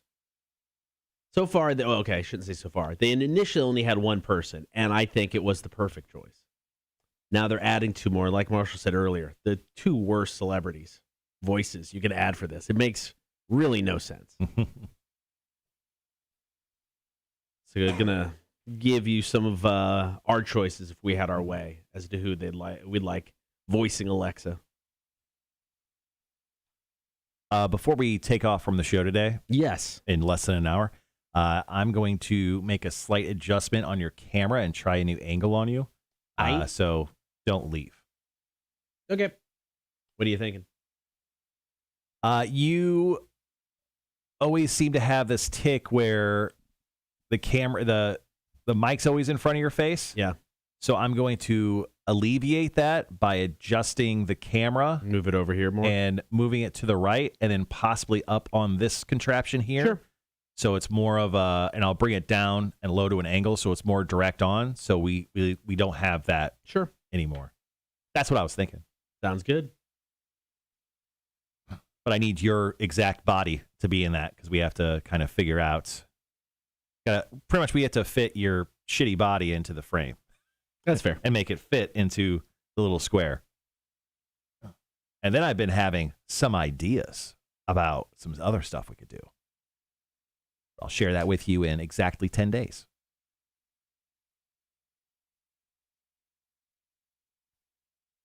So I didn't know, I don't have an Alexa in my house because I'm kind of freaked out by robots. And I know that's weird to say. I'm always carrying a GPS location device where, everyone can find out where I am, especially the government with my stupid phone. But I like to have as least amount of robotic devices in my house. So I don't have an Alexa. Do you have an Alexa? No. I've got an Apple TV. Right. I guess that's not do you have any voice thing outside of your phone in your house? Like a Google Home or any of those silly things? No, none of that. I mean, I guess technically the Fire Stick is an Alexa, at least the remote. You can do that. Yeah, you press the... Yeah. You gotta... But I don't even use the Fire Stick anymore since I got the Xfinity stuff. So no, outside of phones. I mean, the phones can hear everything you're saying anyway. But that's not true. And no, we don't have in-home smart speaker. Yeah, I don't have an in-home. I don't have an Alexa.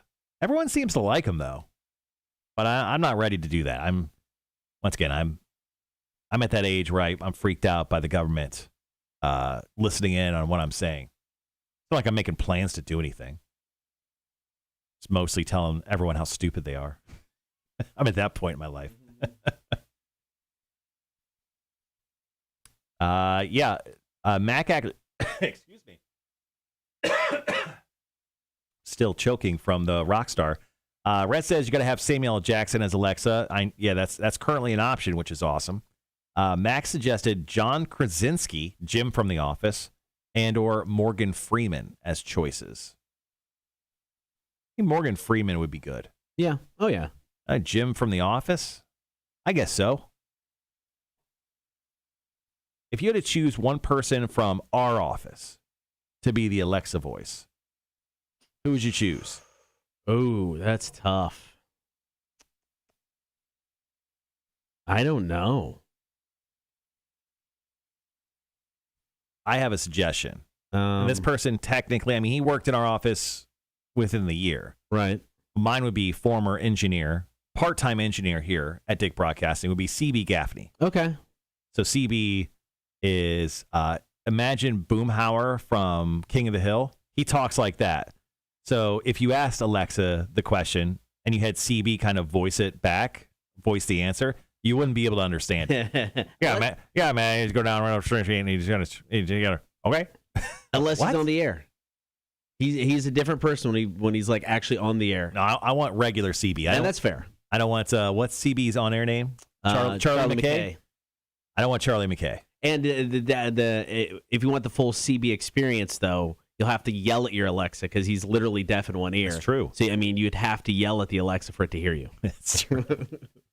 Who would you choose? One person in the office? Oh, I don't know, man. By default, man, I don't know. Monty Jet, just because by default, I know my Alexa would be, You want your Alexa to sound like an old man? Yep. I'm going to feel good about myself. On the verge of crapping himself? He's not that bad. I mean, it depends. You don't know. Depends. You don't know. The night of scotch drinking, maybe. Anything's possible then. He's like Will Ferrell and Anchorman. He loves his scotch. Max says that she chose John Krasinski because he's hot. That's why I said it. Is his voice hot? I was going to say, you don't see him. You realize that, right? Rhett said he'd like to choose Tim the engineer. He would just tell you bad dad jokes. That is true. All right, we got about 30 seconds. Do you get these for free? I mean, with Alexa? It costs $5 for Samuel L. Jackson. Really? And right now it says unavailable for Shaq and the other one. So, okay. Yeah, that's one thing I didn't even think about until. I just looked and to see if there was any others.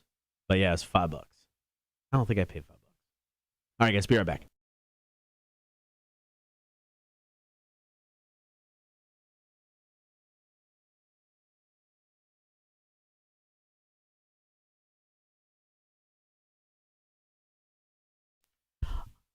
Amazon just announced 2 new celebrity voices for Alexa. 2 of the oddest choices ever. We'll tell you who they are in just seconds. Don't forget, hop on the stream, Facebook, YouTube, and Twitch. Be sure to like, follow, and subscribe.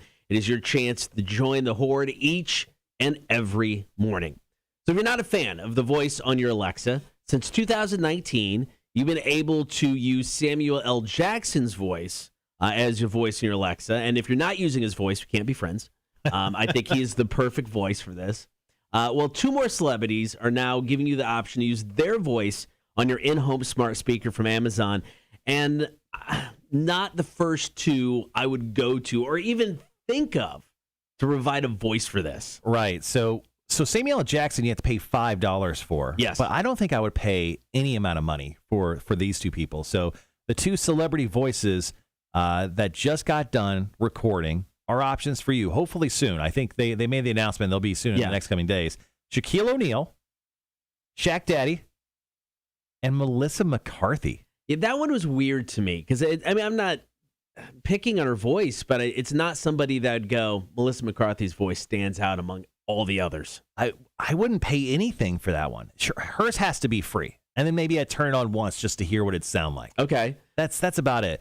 Shaq Daddy, Shaquille O'Neal, maybe. Yeah, he did cut a promo for his new voicing of Alexa. So here we go. What can I do? Let me tell you. Drop the beat. Ask me for the weather, got the forecast on lock. And if you need a timer, I'll set the shot clock.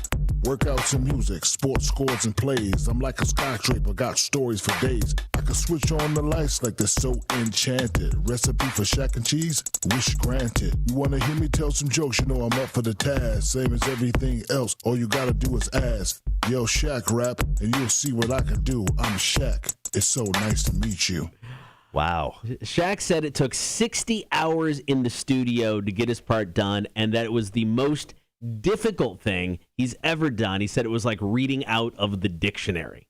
Wow. I mean, he also won like multiple NBA championships. You think that would be a little bit more difficult being that it's a team sport. But yeah, I mean, 60 hours in the recording booth to. I mean, does he have to say every word in the dictionary? I don't know. I'm sure he got paid pretty hefty for this. What do you think a fee is for this?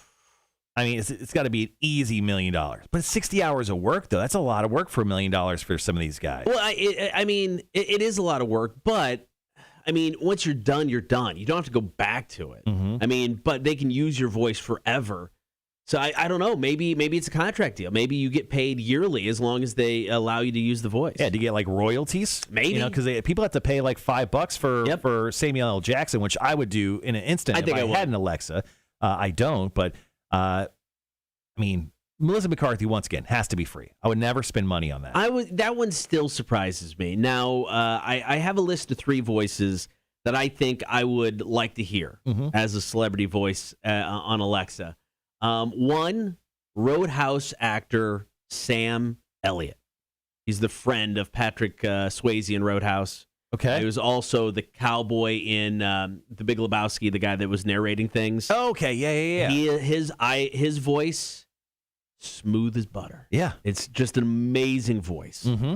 And my wife loves his voice, so maybe she'd hear it and get all excited, and I'd reap the benefits. Nope. It's a dream. Yeah. I get it. It's a dream, but it's still. Also, speaking of The Big Lebowski, Jeff Bridges, but as the dude. I mean, he's basically that guy. No, he is. But I want it complete dude for the Alexa. That would be kind of cool. I like that. All right, the last one, it may get old after a while, but I think the novelty of it is initially enough to make the purchase. Christopher Walken. Christopher Walken? Yes. Yeah. If you make Christopher Walken. That would be a regret purchase because you would regret it. Oh, I think after a while you totally regret it. 100%. Someone on the chat actually said Yoda. I know. Really? I think there was a GPS system that gave you an option for Yoda. That seems like a bad idea. What about Bobcat Goldthwait? How quickly do you shoot your Alexa if you got Bobcat? My personal choice, if it's available, Bruce Campbell from The Evil Dead. Ah, dude, that'd be so good. I know, right? I'm in for that as long as he says groovy quite a bit. Yeah, like every time I answered a question correctly to him, he groovy. All right, coming up next, it's a Kotter and Marshall PSA. Are you pooping correctly? We may have been doing it wrong for years. Got info from a doctor. It's coming up after Five Finger Death Punch. Darkness settles in. Kotter and Marshall Show. Rock 106.1. Let me bounce out for a second. Sure. Yeah, 4.5 minutes. All right, so this story, then we'll dive into Marshall's music news. And then we'll be out of here for the day.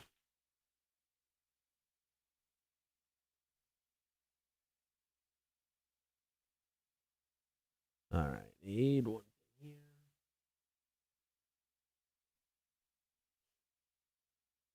here. Let's go with.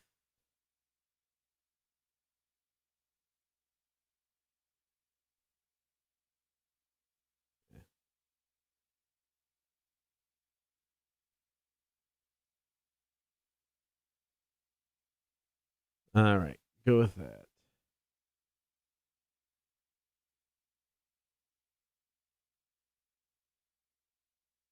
All right.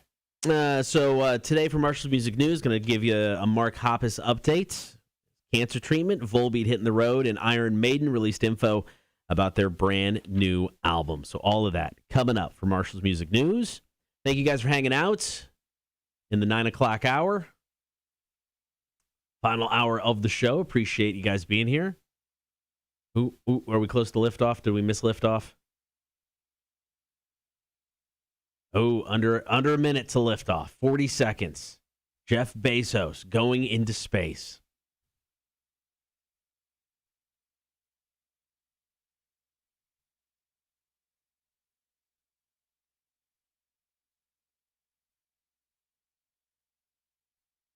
$20 seconds. 20 seconds. Oh, man. That his rocket looks just like a giant penis. It is right out of Austin Powers, Dr. Evil, hopping a flight to space in this giant phallic symbol. Hold on, I got the... I mean, look at that. It's penis. It is penis. All right. Settle down there. Extra horny Kotter this morning. All right, hold on. I'm trying to get the live feed up. All right, he's blasting off. Oh, no. There it is. Oh, Jeff Bezos. The wad has been shot. Oh, Jeff Bezos. How nervous are you right now if you're in this thing?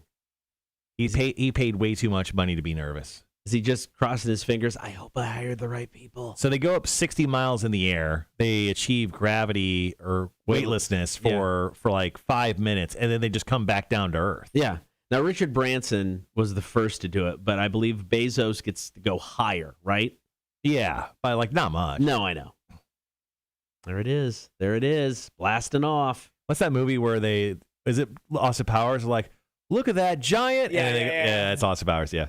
I just watched which is the second one? Spy Who Shagged Me? I think so, yeah. Just watched that over the weekend. There it is. Telling you, it looks just like Austin Powers. That is awesome. All right, we got about a minute until we're back on the air. Tim the engineer. Jeff Bezos flies into space head first. Well played. Sorry, I had to run out to talk to a coworker real quick about something.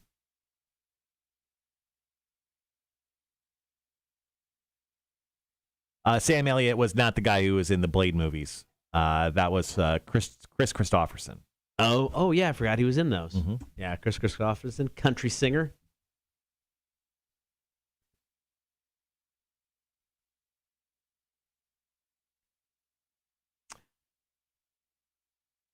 I want to see a shot from inside the spaceship, rocket, whatever it is.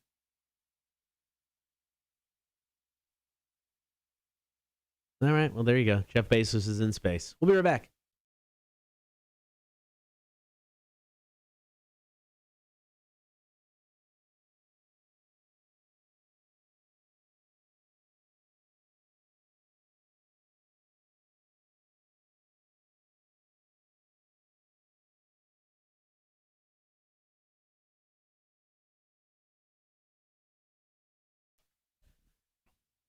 Have we all been pooping wrong our entire lives?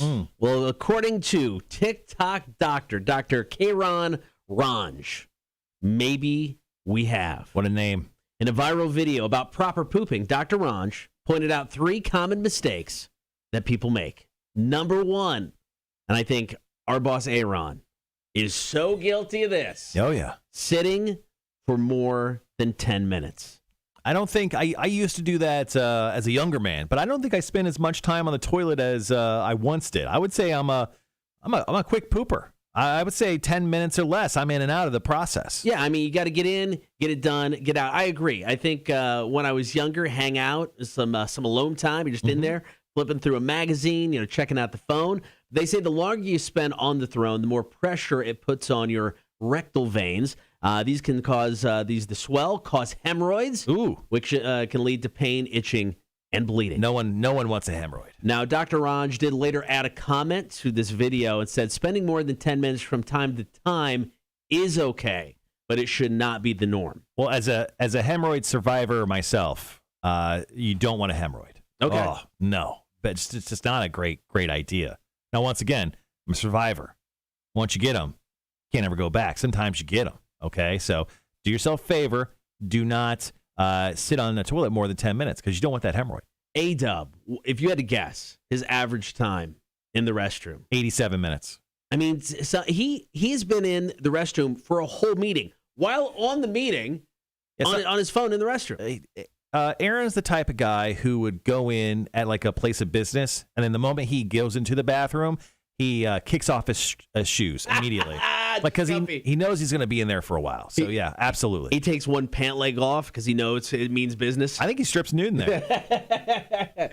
All right, number 2 from Dr. Ranj, stop straining. I think that's important. I get this one. Straining can cause hard stools that tear the lining of your rectum, causing fissures.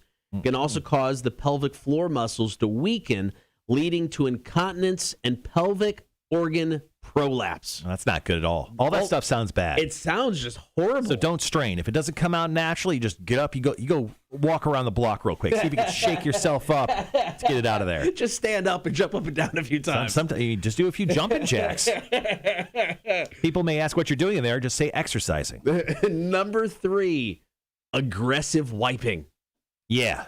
I mean, the Europeans have it right. Those bidets, just the shooting the water up there, cleaning yourself out. That's really the way to go. Us Americans and our egregious addiction to toilet paper. I mean, this is causing some issues. Dr. Ranj does actually recommend using a bidet.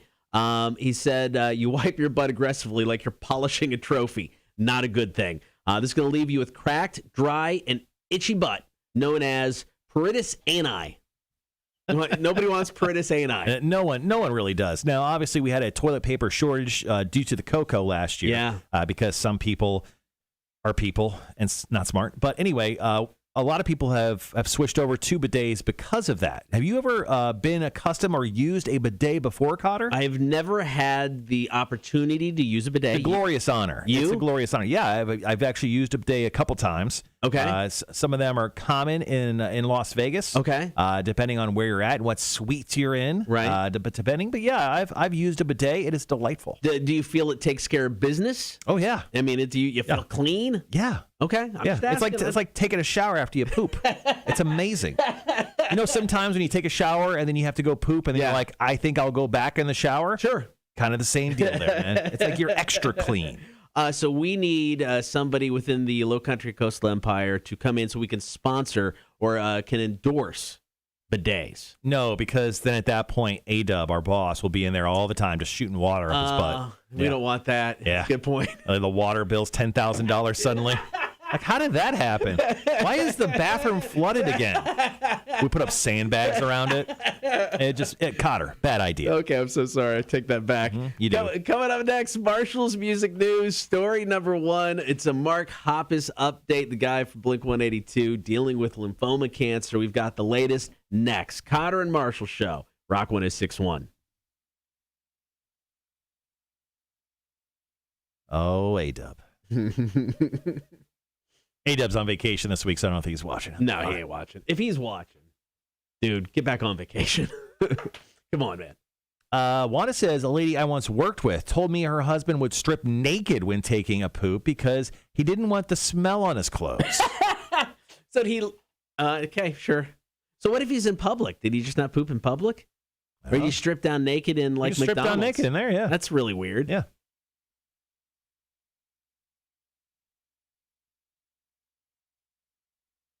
All right, flip back over to the Bezos video. Now it looks, I don't know. Is Liquid just said kind of cool how the rocket comes back and lands.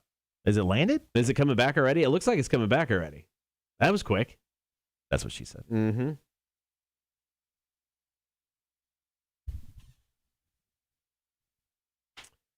Yes, I do sit and pee, Tim. So, no guy who got his junk pierced got the Prince Albert.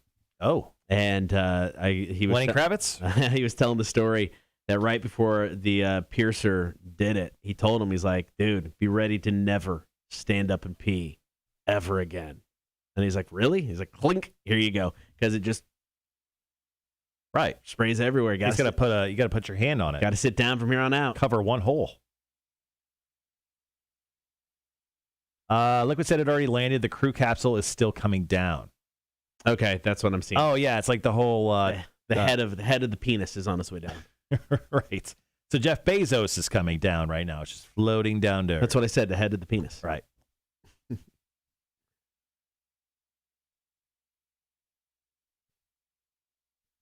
that's quite the thing. A dickhead instead of a dickhead.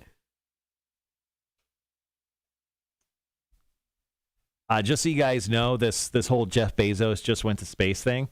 The government gave him a $9 billion fund for this whole thing. So, are you serious? Yeah, so we paid for that. Oh, Jesus. So technically, both of us paid for this. Actually, everyone watching this right now, we paid for this. So Jeff Bezos could become the first dickhead to go to space. Wild stuff, man. Awesome. Nathan goes, Dickception. It's a dream inside of a dream inside of a dickhead. What?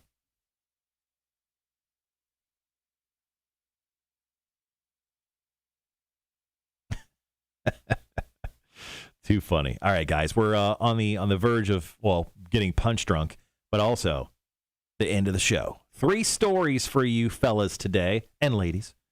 Mark Hoppus first, full beat, and then we'll wrap up with Iron Maiden. I'll say it again. Taco Bell, if you don't bring back the quesalupa, I will burn every location I find to the ground. That's not a threat. That is a promise. Quesalupa, bitch. Is there any talks of bringing it back? Or is it just Once again, a they pipe don't. dream? They don't. They are not going to like the situation they're in. Is that one of the ones they got rid of last year? This year? They brought it back this year, then took it away. Oh, It's still up on their website, though. It just says the item is not currently available. Check out the rest of our menu and find something new to love. I don't want to. Bring back the thing I like. all right. The capsule's just kind of sitting on the ground right now. There it is. So they made it back to the ground. They made it back. Oh, thank God. Oh, man. But a real shame if just space sucked them out there and they just were out there for a while. I wonder if they take that into like a contingency plan. Like for some reason, like they just somehow just get sucked into space. Like they have food in there or something. I don't know. So this is his true supervillain origin story because he comes back from space with like powers. Oh, okay. You know, That's why he took his brother up there. I think actually, and all dudes on that. oh, really? So yeah, sexist much?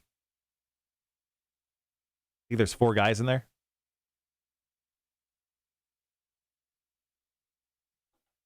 No room for the ladies. I get it. He's been hurt, divorced. Although he was cheating on his wife, but no one's really going to say that.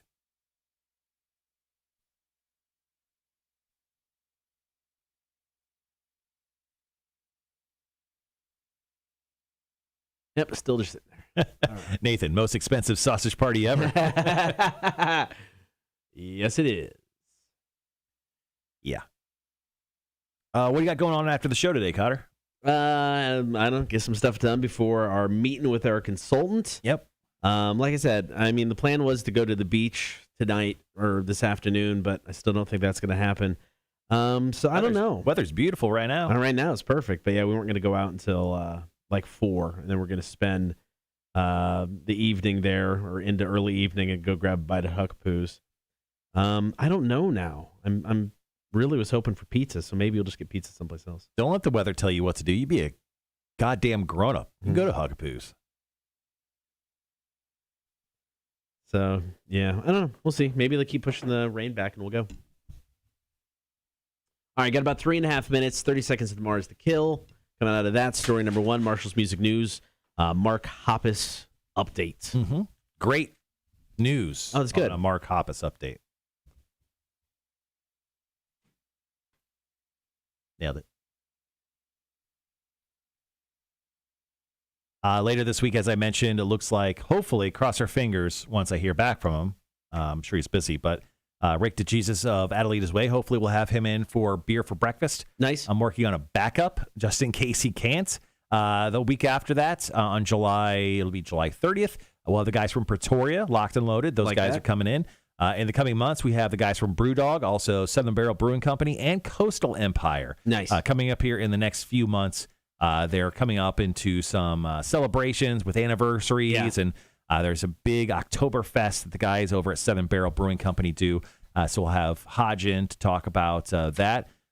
Those guys, I mean, they throw what a party there. And then one thing that not a lot of people know about, and I think it's so cool.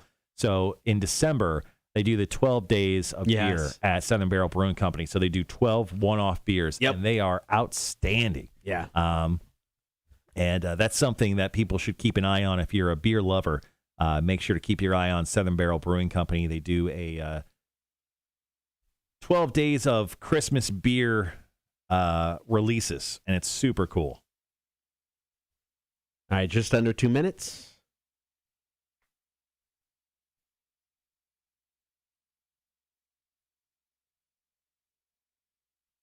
And once again, the Saturday, Savannah Mega Comic-Con.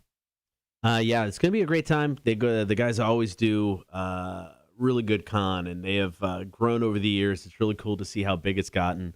Sergeant Slaughter, Big Papa Pump, Scott Steiner, Big Sexy Kevin Nash, Arn Anderson going to be there. The actor who voiced Atreyu from Neverending Story, Sam Jones, Flash Gordon is going to be there. It's going to be awesome. You'll be hanging out from 11 till 1 on Saturday. Yeah, I mean, we don't have like street teamers anymore because usually I would just run off and like go look at a bunch of stuff. So now I got to stay at the table. Damn it! I got to be a grown up now. This is bullshit. We need to put together some sort of table, just a smaller one that's on wheels that we can lock. So when we're at an event like this, we can just take it with us wherever we go. What if we just do like the whole baseball stadium like beer vendor? Yes. The table just in front of us. It's Rock 106.1, yeah? Rock 106.1. Who wants a koozie? Who wants a koozie? 30 seconds.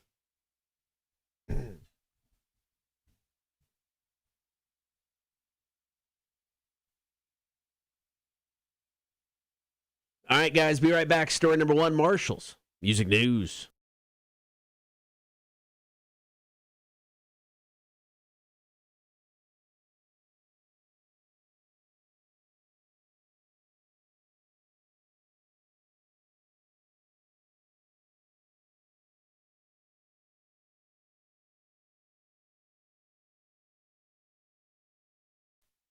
Kotter and Marshall Show, thank you for hanging out on air and on the stream. Jumping right in, story number 1. Here's Marshall's Music News. So a few weeks ago, Mark Hoppus of Blink-182 revealed to the world that he had been suffering and been fighting stage 4A diffuse large B-cell lymphoma.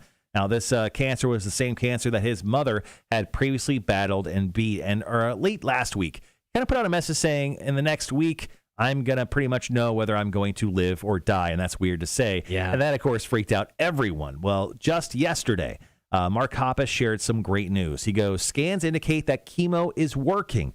I still have months of treatment ahead, but it's the best possible news. I'm so grateful and confused and also sick from last week's chemo, but the poison the doctors pump into me and the kind thoughts and wishes of people around me are destroying this cancer. Just got to keep fighting. So great news coming from Mark Hoppus from Blink-182. Obviously, this diagnosis was done months and months ago. He's been in chemotherapy and fighting cancer for months, but he just revealed it to us a few weeks back. So best wishes and great news coming from Mark Hoppus and the guys from the Blink-182 camp. All right, story number 2 coming up. We are talking Volbeat. Got details about some live shows. There's Blink-182 with The Rock Show. Scott and Marshall, Rock 106.1. All right. Morning, A-Dub. We were just talking to you, man. We were talking about, so we did this bit on pooping. So anyway, rewind like 15 minutes or so when we talk about 3 tips on if you're pooping right. And you came up quite a bit. Just saying. But I hope your vacation's going well, buddy. Yeah. All right, 2 more stories, guys, and we're wrapping the show up today. Volbeat back on tour. Now, they were going to be a part of a big festival, a couple of them, but a lot of people are wondering, like, if you're going to be in the U.S., because they're from Denmark, right? Yep. Denmark? Yeah, I think so. If you're going to be in the U.S., you should be playing a few more shows, and I think they are making everyone's wish come true. So I'll share a couple spots that you can go see them that are pretty close. Volbeat's great live. Had a couple chance to see them. Welcome to Rockville years ago. And then they opened for Metallica when they were doing their baseball stadium or the outdoor tour, right? Like 5 years ago. Yeah, I think that's really what kind of when they came on the scene. I think Metallica helped give them that little boost to put them more on the forefront. But yeah, Volbeat, what a fun band, dude. Yeah, I like him.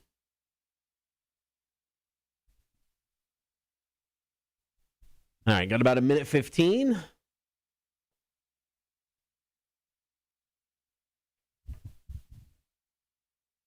Yeah, after the show today, I got to go home. I'm going to do some video work. We have a consultant call that we're going to do at noon, so I'll stick around, maybe do a little early lunch.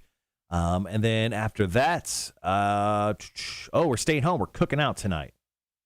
Nice. Doing some sausages. Oh, gonna be delicious.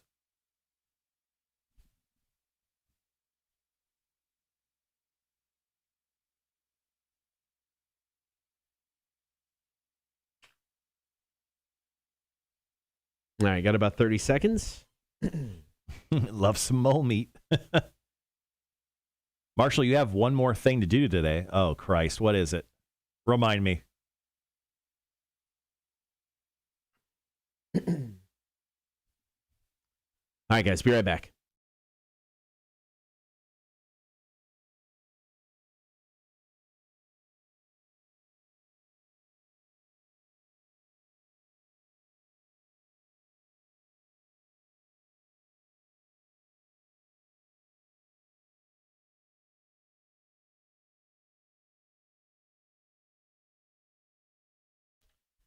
It is the Kotter and Marshall show. We're in the middle of Marshall's music news. This is story number 2. So Volbeat are making the most of their trip stateside this fall for a pair of festival appearances. Now, one of those festival appearances is going to be in Orlando, which is one of the 2 shows closest to us. They're going to be playing Rebel Rock. Limp Bizkit's part of that show. Ooh.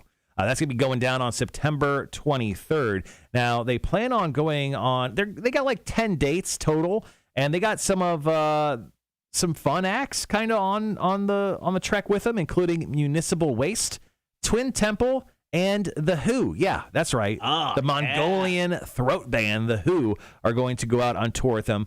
So the tour is called Wait a Minute, Let's Tour. Okay. Now, the general public on sale for all these shows is going to be Friday, July 3rd. That's this coming Friday. Now, once again, there are 2 dates that are pretty close to us. The Rebel Rock one I already announced. But the next day, on September 24th, they're playing at the Tabernacle in Atlanta. So if you do want to go see Volbeat, this is going to be one of your only chances to probably see them, at least for the next few months, is in Atlanta, which is, once again, the closest place to us, but also kind of the same distance away as Orlando. Anyway, you really got 2 shows, Orlando and Atlanta, if you want to see Volbeat anytime soon. All right, story number 3, and we'll wrap up the show. It's coming up next. Talking Iron Maiden. They got a brand new album coming out. Details have been released. We'll tell you what those are next.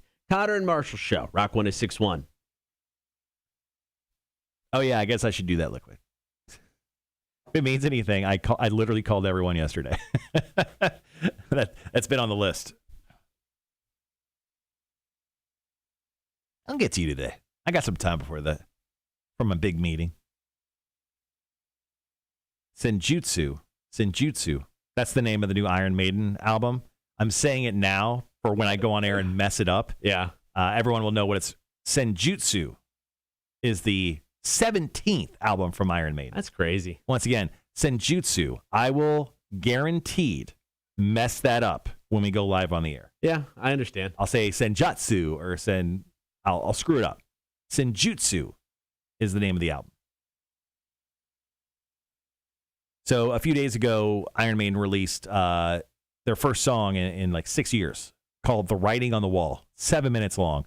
Animated video. I don't like it. Yeah. Sorry, Iron. I do not like that song. It's just not my jam, I guess. But yeah, I'm excited to hear the rest of the album. Today is the 4th anniversary of the passing of Chester Bennington. Oh, is it? Yeah. 4 years. It's what, 2017? Yeah. Good Lord. Yeah, it's crazy. Good Lord. Craziness. Is Tim Engineer going to meet with the Bobs? No, I don't think so.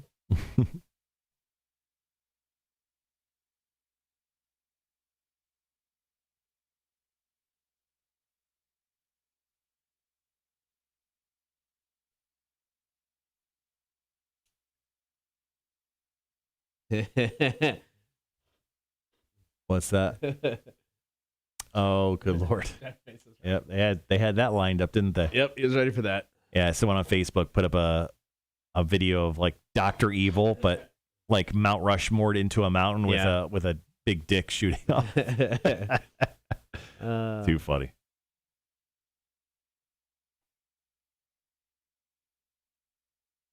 Today's Chris Cornell's birthday. Forgot that. Yeah, they correlate there, yeah. Yeah, I forgot about that.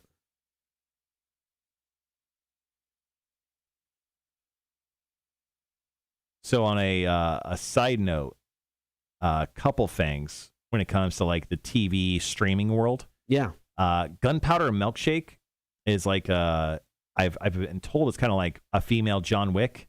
It stars Karen Gillan, who's the girl that plays Nebula from Marvel Cinematic Universe. From Doctor Who as well. Doctor Who, Guardians of the Galaxy. It's supposed to be awesome. Okay. And it's actually getting great reviews. It's on Netflix. I think it's on Netflix right now. You can go watch it. But a game and a TV show now that's near and dear to our hearts because we played the video games, you and I, The Last of Us. Yes. So they've decided to make that into an HBO series. They've cast the show. They've got the Mandalorian, Pedro Pascal. Yeah. He's going to be playing Joel. They got one of the girls from Game of Thrones playing Ellie. Right. And they're doing a 10-episode first season. They're saying that each episode has a budget of $10 million. What? Yeah. Apparently, it's going to be one of the most. That's how well they think this thing is going to do. They are already giving it big, huge money to do it. So. I hope it doesn't suck. Yeah, 8 figures per episode. Wow. At least $10 million. But I mean, with a cast like that, pretty cool. I mean, are they pretty much sticking to the game? Do we know? Are they said they'll veer off a little bit. Yeah. But they said that the first season is the first game. Okay. So.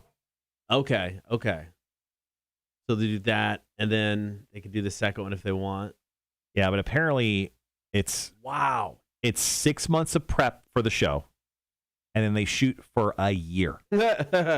So I mean, they're not going skimpy on this thing. So if they're doing that for the first season, and the guy who did that Chernobyl series is doing this, okay, so it's not going to suck, right? Because he could put together fantastic television. Yeah. So I guess the thing is like this sounds like one of those shows that we're going to get a season every 2 to 3 years. Yes, like we're not going to get. It's like Westworld. Yeah, we're not going to get a show like once a year. Yeah. Or a season once a year like we're typically used to. Interesting. Okay. But this just actually makes me more excited that they're actually sinking the money in to make this look.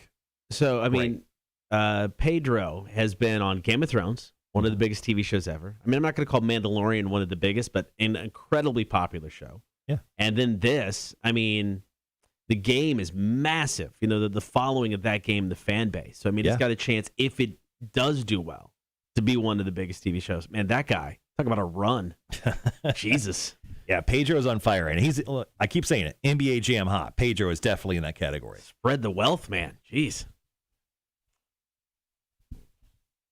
Yeah, so I mean, he's really not going to be doing any movies at all because he's only going to be doing The Last of Us, Mandalorian.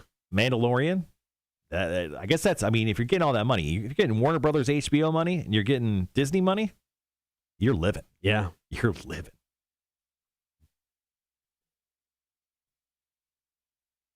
Yeah, I'm excited to see that. So my guess is we probably see that show October of next year. Yeah. I mean, if it's taking a year to produce right now, it earliest would be October, maybe December of next year. Yeah, those games are just so awesome, though, man. Damn. Both games, no matter how you feel. Like a lot of people, the internet had a big issue with the second game because some people didn't like the ending, but the other thing was like, I have to play as another girl. I can't play as Joel. People got big mad at that. Yeah, I mean, to me, what impressed me so much is how you hated the one character, the new chick, Abby. How you, I mean, me personally, just in the beginning, you hated her, and then by the end, you're like, you feel for her. I mean, it's like, and then you realize she's actually the hero of this story. I mean, they do such a good job with this like deception, like, hey, look over here, and then you get to the end, you're like, you mother, oh my god, you're playing with my emotions. So good, God, it was so good, so good. You got everything lined up for tomorrow's show? Yep. Cool. Senjutsu.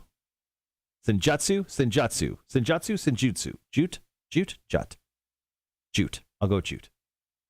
Pretty sure that's how you say it. Agree, man. Liquid saying production values Mandalorian HBO show is probably better than most movies. I mean, if you're doing $10 million per episode, yeah, Jesus, you're doing okay. All right, guys. Thanks for hanging around with us to the very end here. One last story. Do a little maiden talk. 60 seconds. We're back on the air. Then we're wrapping for the day. Not like Shaq rap, but wrapping the show up.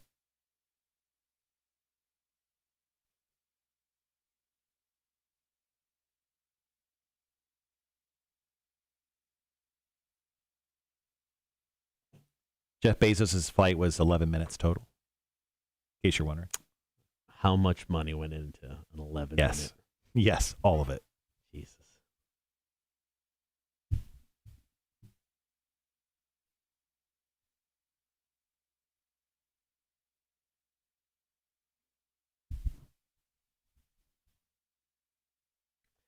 All right, guys, final story, wrap up the show. We will be right back.